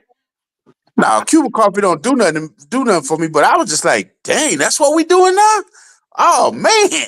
All we need now is a little band with some girls doing belly dancing, and we be all in. All right. Well, we can't commit violations, Kelvin. We're on the right path. Let's go ahead and get this win. We appreciate you being on the show. I want to say big brother, because you are bigger than me. So we appreciate it. Not by much. Not by much. Okay. let's stop that. Okay, well, we definitely appreciate you coming on tonight, Kelvin, and I will just call me tomorrow, and we'll. Yeah, and I appreciate you. I appreciate you upgrading the show, Gary. All right, Kelvin. Thank you, you, man. Kelvin. Thank Yeah, you yeah. for coming on. Yeah. Good night, sir. Gotta love him, man. Kelvin Harris. Hilarious. Man, All right, let's take a few minutes here and give some love to the guys that have been in the chat all night. I see in Lamar. I see you take this one, man. You've been kind of mellowed out up there. You're yawning. We're putting you to sleep, but Killer Cam, best quarterback in the nation, yes or no? I think he's up there. I'm not ready to give him that crown 100% because I feel like we haven't played a real meaningful game. I think around week 5 or 6, we still firing all cylinders. I'm giving that crown. He's the best in the country. I think he's in the top 3 for sure. What do you say, LT? I like that answer so far. I mean, he's showing the country what he can do. Obviously these next couple games, he gets through those, and I would say the USF game is another game that he will have a spotlight. So we'll see. I mean, I like what I see so far. I just love his leadership. I just haven't seen this at our place in years. So it is very refreshing to see him conducting the business the way he is. Johnny Blaze has a question for you, LT. When did you realize that you could become that playmaker at Miami, and how did you implement that mindset to those you mentor? When I watched that freshman year, I played scout team. I really didn't know at that point, but when Dennis Harrison came in, everybody started at ground zero. And I knew I was a good enough athlete. I just knew I needed to get in the books, learn the whole offense better than anybody else to become more valuable. Sure up catching. I wanted to be a great route runner and catch the ball, make big plays. And once I started seeing that I could do that,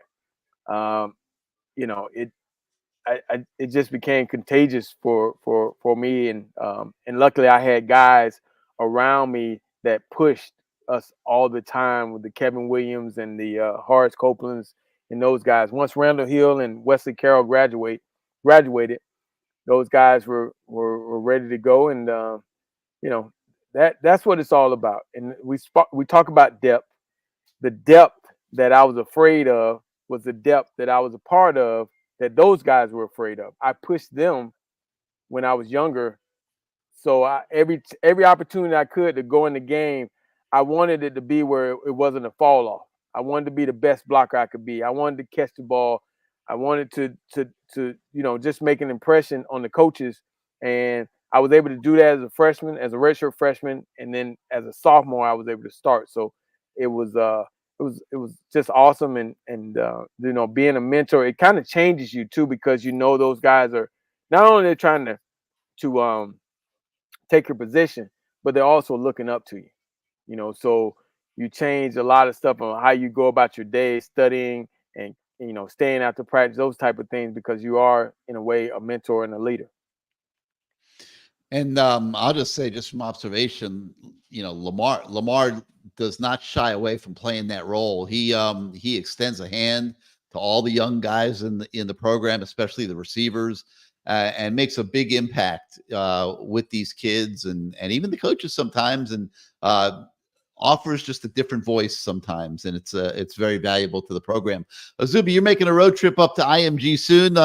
We got a guy here, 850 Kane. He wants to challenge you to a 40-yard race when you're up at IMG. Are you in or out? 100%. I got the cleats in the back seat of my car. I'm Okay. I'm smoking. Man. Well, how old is he? That's what I need to know. He called out Lamar too. He said he wants to smoke with both of us. So I need to know how old he is first before I make any. I need to see how big of a fella is he. I need to some specs. I need to know whether I'm gonna take the race or not. Now, if he's a big old boy, I might take that race. I think I could. My problem is I'm not gonna be able to stop after 50 yards or 40 yards. I need about 80 to coast on through. I'm not putting on brakes, blowing out Achilles or knee or something. So I'm just gonna let it slow down. Like, you know, those trucks up in Tennessee, they have these little side bank that you can just run off and run up a hill. That's me. I want Yes. to just, it'll slow me down at some point. There you So go. let me ask you something. If you had to go out right now and run a 40 for real, and and I were timing you, what would you run? I think I would get about a 4.9, 4.9? 4.9. Yeah, I think I'd stay under the 5. I think a couple years ago at Kentucky, I ran 4.8 something. And you didn't pull a hammy? No, I so the 40-yard dash ended at the 40-yard line. I think I cruised all the way into the locker room. I just kept going. It was no putting on brakes. No putting on brakes. Johnny Blaze says you play the teams that are on your schedule, Yes. but our schedule is actually treacherously misleading and will be tough. I got something perfect for this. Coach Shannon Dawson said it earlier this week. You don't play the name, you play the game. No matter who you're playing, you focus on that game. Forget the name, forget the spreads, forget everything else. Focus on the game, not the name. And I think the kids are really buying into that. And, you know, like Kelvin was saying, they're just happy there's no drop-off because they're playing Ball State or anything like that. They look as an opportunity to be 1-0. I think this team's really buying into that mentality. I like that. Yeah, this schedule, man, it's getting tougher by the game as far as, you know, you looked at Cal earlier and it was Cal. You looked at USF earlier, it was just USF. So it kind of got grouped into other teams. You look at Syracuse, it's just Syracuse. I mean, they ain't never been worth the crap, but here it is. They just beat Georgia Tech, who beat Florida State. So, you know, that's saying something for their program. Much improved team. Their coach, new coach from, I think he was a Georgia defensive back coach. Yeah, he has been playing pretty well. And Rondé Gasson's son is up there catching passes. So, doing a good job. Pinellas Kane wants to know if we could play Emory in 4 games, what would they be? Here's my thing with Emory. I think he's really good. And I think he's the second best quarterback on this team right now. And I think if they had to make a decision because the worst, then we don't want to even mention it, quite frankly, happened, I personally would be surprised if Emory didn't get the call in that situation. However, he finished last year hurt. Okay. I'm not just throwing him out there on the field for the hell of it to mop up against FAMU or Ball State. Okay. He gets better work in practice every day. And he's been in games before you. He played Clemson and Florida State last year. Okay. So, you know, he knows what college football is about. I don't take a chance on him getting hurt again, me personally. So I don't know how much we will see him this year. I really don't. You know, I certainly wouldn't put him out there anytime soon. You know, I would want to get, like Lamar was talking earlier, he could play in 4 games. Okay. So if he ever did have to go in, you potentially could still redshirt him if you don't use him in these situations. I don't think it makes any sense to put him out on the field right now. And I would be surprised if they did. You agree, Lamar? You know, I would. My whole mindset was saving him for the important games. And I wanted to. I want to ask some questions on whether the bowl, the postseason counts. I want to know, because if that counts, then that's a whole different scenario. You play your guy until he can't play anymore, and if we have this guy available during the postseason, you know, he's the best guy to put in. But I got to ask questions on that. All right, 850 Kane heard a rumor. There's been a lot of injury rumors, and we have an agreement not to report on injuries. I'm going to preface that right now. He's asking about Mesidor. I saw him walking around just fine. I think it was yesterday or the day before when I was on campus. I don't believe this is accurate, but I'm going to preface it by saying that you know, we do have an agreement not to report on injuries. And Mesidor, is that the kid from that came from USC? No, well, Mesidor is the defensive end. He was hurt last year and missed a lot of time. He's been fine this year. They've been playing a lot at defensive tackle. Where was he? Where is he from? West Virginia, number 3. He came with Derek Porter. Okay. Yeah. So, I mean, right. I believe he's fine, but you know, like I said, we can't we cannot report on injuries. Hey, there's one of the guys had a good question on here. Where was it? I was looking at it. He said, Lamar, what do you think about Sam Brown? He's had some easy drops. Do you think it's just nervousness? In a situation like that, sometimes kids just try too hard. He seems like a good kid. He's pressing a little bit.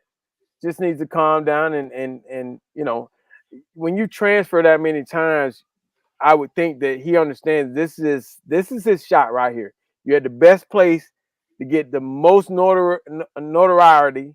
You're at Miami. They're playing well. You got Cam Ward. He's just you can't press, and that's what my advice to him when just talking to him. Just calm down. Let it all come to you. It's a long season. Just let it all come to you. I mean, Horton's playing well.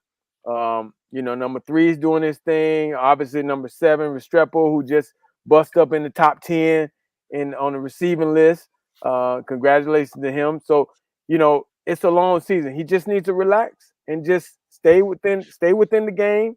And when he gets his opportunity, when you get your opportunity, I tell all the receivers, when you get your opportunity, you got to make the best of it. That's what it's about. Because as a coach, now I'm not concerned when I look back, when I see a guy go now, I just grab the guy behind me and throw him in. But if you ain't doing what you're supposed to, I'm looking at the guy get hurt. I look back to grab the guy. I'm thinking, oh, nah, stay out there. Stay out there. Stay. You're telling the guy that's hurt to stay out there because you're not too sure. And he's a good quality kid that was a starter at a couple other places.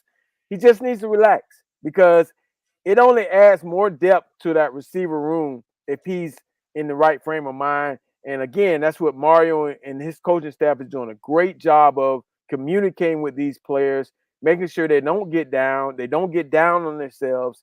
I mean, they're doing an awesome job just being around on those Wednesdays and just seeing all the help they have to talk to certain players. It's awesome to watch. Restrepo, he's balling out like crazy. I mean, one of the most consistent football players I think we've seen here in a very long time, LT. But when I was watching these guys, like I look at Sam Brown. I mean, to me, he has the potential to be maybe the best of them all. I think he's in his head a little bit. I think he is, like you said, maybe trying too hard, a little unsure of himself. He came in late, which I think has really hurt him because all these other guys have a bond with Cam Ward that he does not have yet, I don't believe. But they're going to need him, LT, before the season's over. I really believe that. Well, the great thing is watching the 3 practices I went to, I saw those 3 days he was working after practice with Cam, trying to catch up. And that's important. If you don't have that relationship with the quarterback, the best way to get it is after practice because you're both tired. And, I've always believed that, if you can do it while you're tired, you can definitely do it while you're fresh because you got to be able to play the game in the 4th quarter and play it like it's the 1st quarter. So they're doing the right things. I think they're getting on the same page. I'm eager to see these next couple games, how he shows up and what he does. All right, I see. We're going to let you go here in a moment. Before you do, though, any parting thoughts on what you're looking for this week?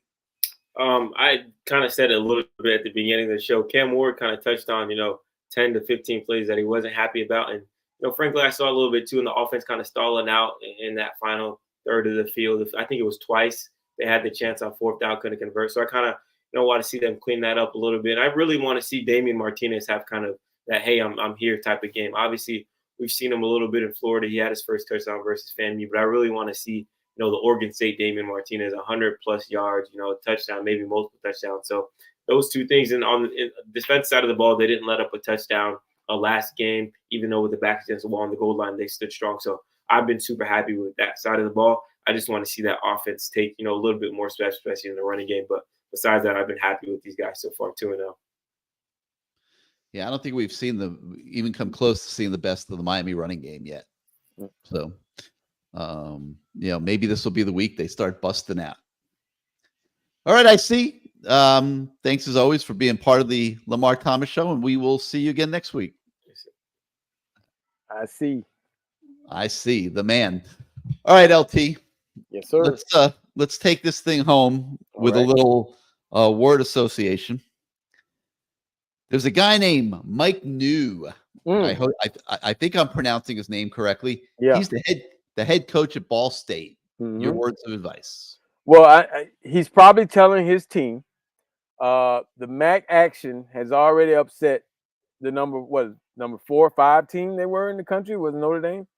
So they're on that, and somebody else played somebody real tough. So the MAC is getting their love, and he's trying to probably convince those kids that they have a chance to come down here and shock the world, as Notre Dame found out against NIU. But Mario is not going to allow that. Sorry, Mr. New, Coach New. He ain't going for that. Watching practice today, it's like we playing Ohio State. He ain't going for it. So I know what you're trying to do, Mr. New, but I think, just come on down. Hopefully nobody get hurt, and you going on. Maybe you can win the MAC, but it ain't gonna be today. It ain't gonna be down here. You're a good coach, you got a decent team, but it ain't gonna work. Mario is ahead of you, my brother. Sorry, Mr. New. Michael Rawls jumped in my head and stole this one from me, so we're going to give him credit for it. Yes. Isaiah Horton. Man, I'm pleasantly surprised. Saw him last year. He was wearing like 16 or something. Weird looking. He didn't look. This kid looks big this year. He looks tall. He looks consistent. He has. Just talking to him, I was talking to him about a couple of things about looking the ball into the tuck, 3 steps after you hit the indicator step. And I watched the kid after practice. He's doing all that stuff. I think his father saw his father after the game, and he was like, "Hey, whatever you telling my son, man, keep talking to him. It's helping him." I'm like, "Hey, and to have that type, again, it goes with that depth thing. You got guys that are coming along and getting better. It's only going to make the group better because they're going to be competing. You watch them after practice, they're all trying to get better. They're running scramble drills with the quarterback, all this stuff to help get them better. It's very refreshing to watch. And I think this Horton kid is going to be dynamic. He's going to be dynamic. He just needs to come off the ball. You got to explode, come off the ball, put the fear of God into the DBs, make them make their mistakes. Might be the most improved player on the team over last year. Might be. I like it. Might be playing great attitude, doing really well. Let's talk about Tyler Barron. He's been well worth the money. He's playing. 3 sacks, couple sacks the first week. He is playing and he's excited about this opportunity. And you watch him on the sideline, man. He's 100 miles per hour. He is into it. This is a great opportunity for him to continue to be that other guy. So when they do get back Bain, you got a 1-2 punch to go along with Austin. The sky's the limit for this D-line. They've done a good job, Jason. They've done a great job of putting together this D-line. They got depth. They're a strength of the Hurricane football team. So I like it. I like him. Just watching him is contagious. Just watch him on the sideline. He's fired up, and I know all those other guys gotta be riding his coattail. Yeah, when a guy at this stage of his career goes into the transfer portal, something's up. Mm-hmm. There's a reason. In most cases, in Cam Ward's case, he didn't like what was going on, what he was hearing from the National Football League. Didn't have a very good team at Washington State. He was putting up stats, yes, but he didn't have a very good O-line. They weren't winning. They were a 500 team. He knew that if he came to a place like Miami, there would be opportunity, but he really wanted to go to the NFL, and they weren't ready for him. And that's his reason. Tyler Barron, the people, they talk about maturity, things like that. Maybe didn't always do things the right way at Tennessee and just needed a change of atmosphere. And he has come here and he has found the culture that has allowed him to grow up. He readily admits that. And he has matured in his few months here, and he is playing unbelievable football. He sees it, LT. He sees the light at the end of the tunnel. He knows he has the body to be an NFL defensive end. This is his moment to prove it to the league. Draft me high, and you will not be sorry. So, this is a great moment for him. Let's go with Mario Cristobal. Well, I mean, this is a game, that he has to have those guys fired up, ready to play, so that they can develop some of those younger guys. You want to make sure he wants to make sure that, he wants to run the ball effectively, but he also wants to, obviously let his quarterback throw it around the yard a little bit, get some numbers up. But I think what he really wants out of this game is no injuries, and he wants to see a lot of those young guys continue to mature, get their next step, the next phase of the game, getting them a little bit more exposure in big-time college football, especially a lot of those younger guys, those freshmen. This is a good opportunity. So I know he has to be excited about the way the schedule sets up, and this is not Cal already, or in USF. Just it's Ball State. So not taking anything away from Ball State, but you're still Ball State. All right, and we got the 35-year reunion coming up this weekend of the 1989 national championship team. That's right. Coach Erickson is show that off again. Show that off again. That's 11-1. I really don't like wearing it because we lost to Florida State that year, but I still wear it every now and then just to throw it in their face that we made those shirts that said "F the game, we got the ring." So screw you, Florida State. But it's an 89 reunion. Coach Erickson is I think he's either on his way, he'll be here tomorrow. To see my coach, it was such a great man. He's like a father to us. He was definitely a player's coach, and we love him. He'll be down here in South Florida.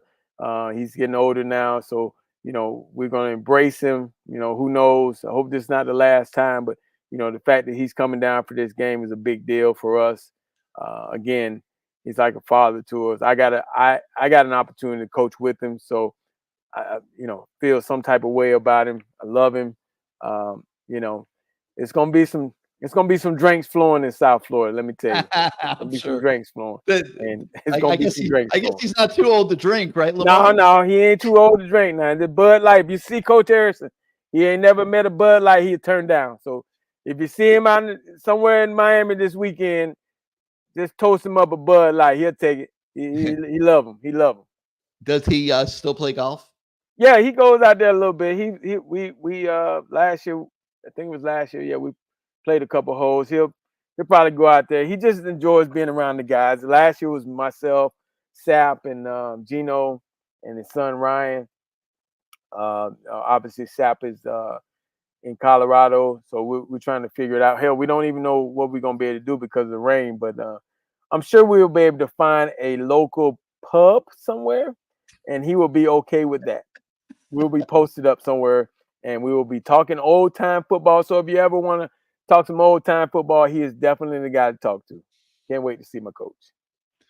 All right, LT. Well, another good week here on the show. We got to thank Kelvin Harris for coming on. I told everybody that it was going to be long and sweet nasty and thorough. Sweet nasty. I didn't want to call him Sweet Nasty, but that's his nickname. I felt weird calling him Kelvin the whole time. I never called him that, but it's Kelvin, not Calvin. It is not Kevin. It's Kelvin. Is it Kelvin? Yeah, it's Kelvin Harris. Let me make sure I got that right. Kelvin, I think. All right. We got to thank Caneswear. Once again, your ultimate destination for all your Hurricanes merchandise. You see it behind me. You see it behind Lamar. You could shop them at 2655 South University Drive in Davie. Oh, they gave you dinner? Listen, I'm going to give La Spada Sub a shout out. They fed Lamar, and best subs in South Florida. So when you go to Caneswear, like if you go before the game on Saturday, you can pick up subs at La Spada. They're right next door. You will not be sorry. You'll get the greatest merchandise and some really good food to take with you to the stadium. Caneswear has everything you could possibly want. 2655 South University Drive in Davie, and of course, Caneswear.com. And then, of course, we thank everybody that watched tonight, and we really appreciate you guys, and I'm glad we were able to get to a lot of the questions that were in the live chat. We will be back next Wednesday night to talk about what we see on Saturday against Ball State. We'll have another special guest for you guys, and we will look ahead to that road trip to Tampa, where LT used to play some pro ball in that stadium over there. The Canes are coming to town, and 7 o'clock game on a Saturday night. So we'll be chopping it up about that next week as well. So until then, thanks again for watching. Have a great night, everybody. Go Canes.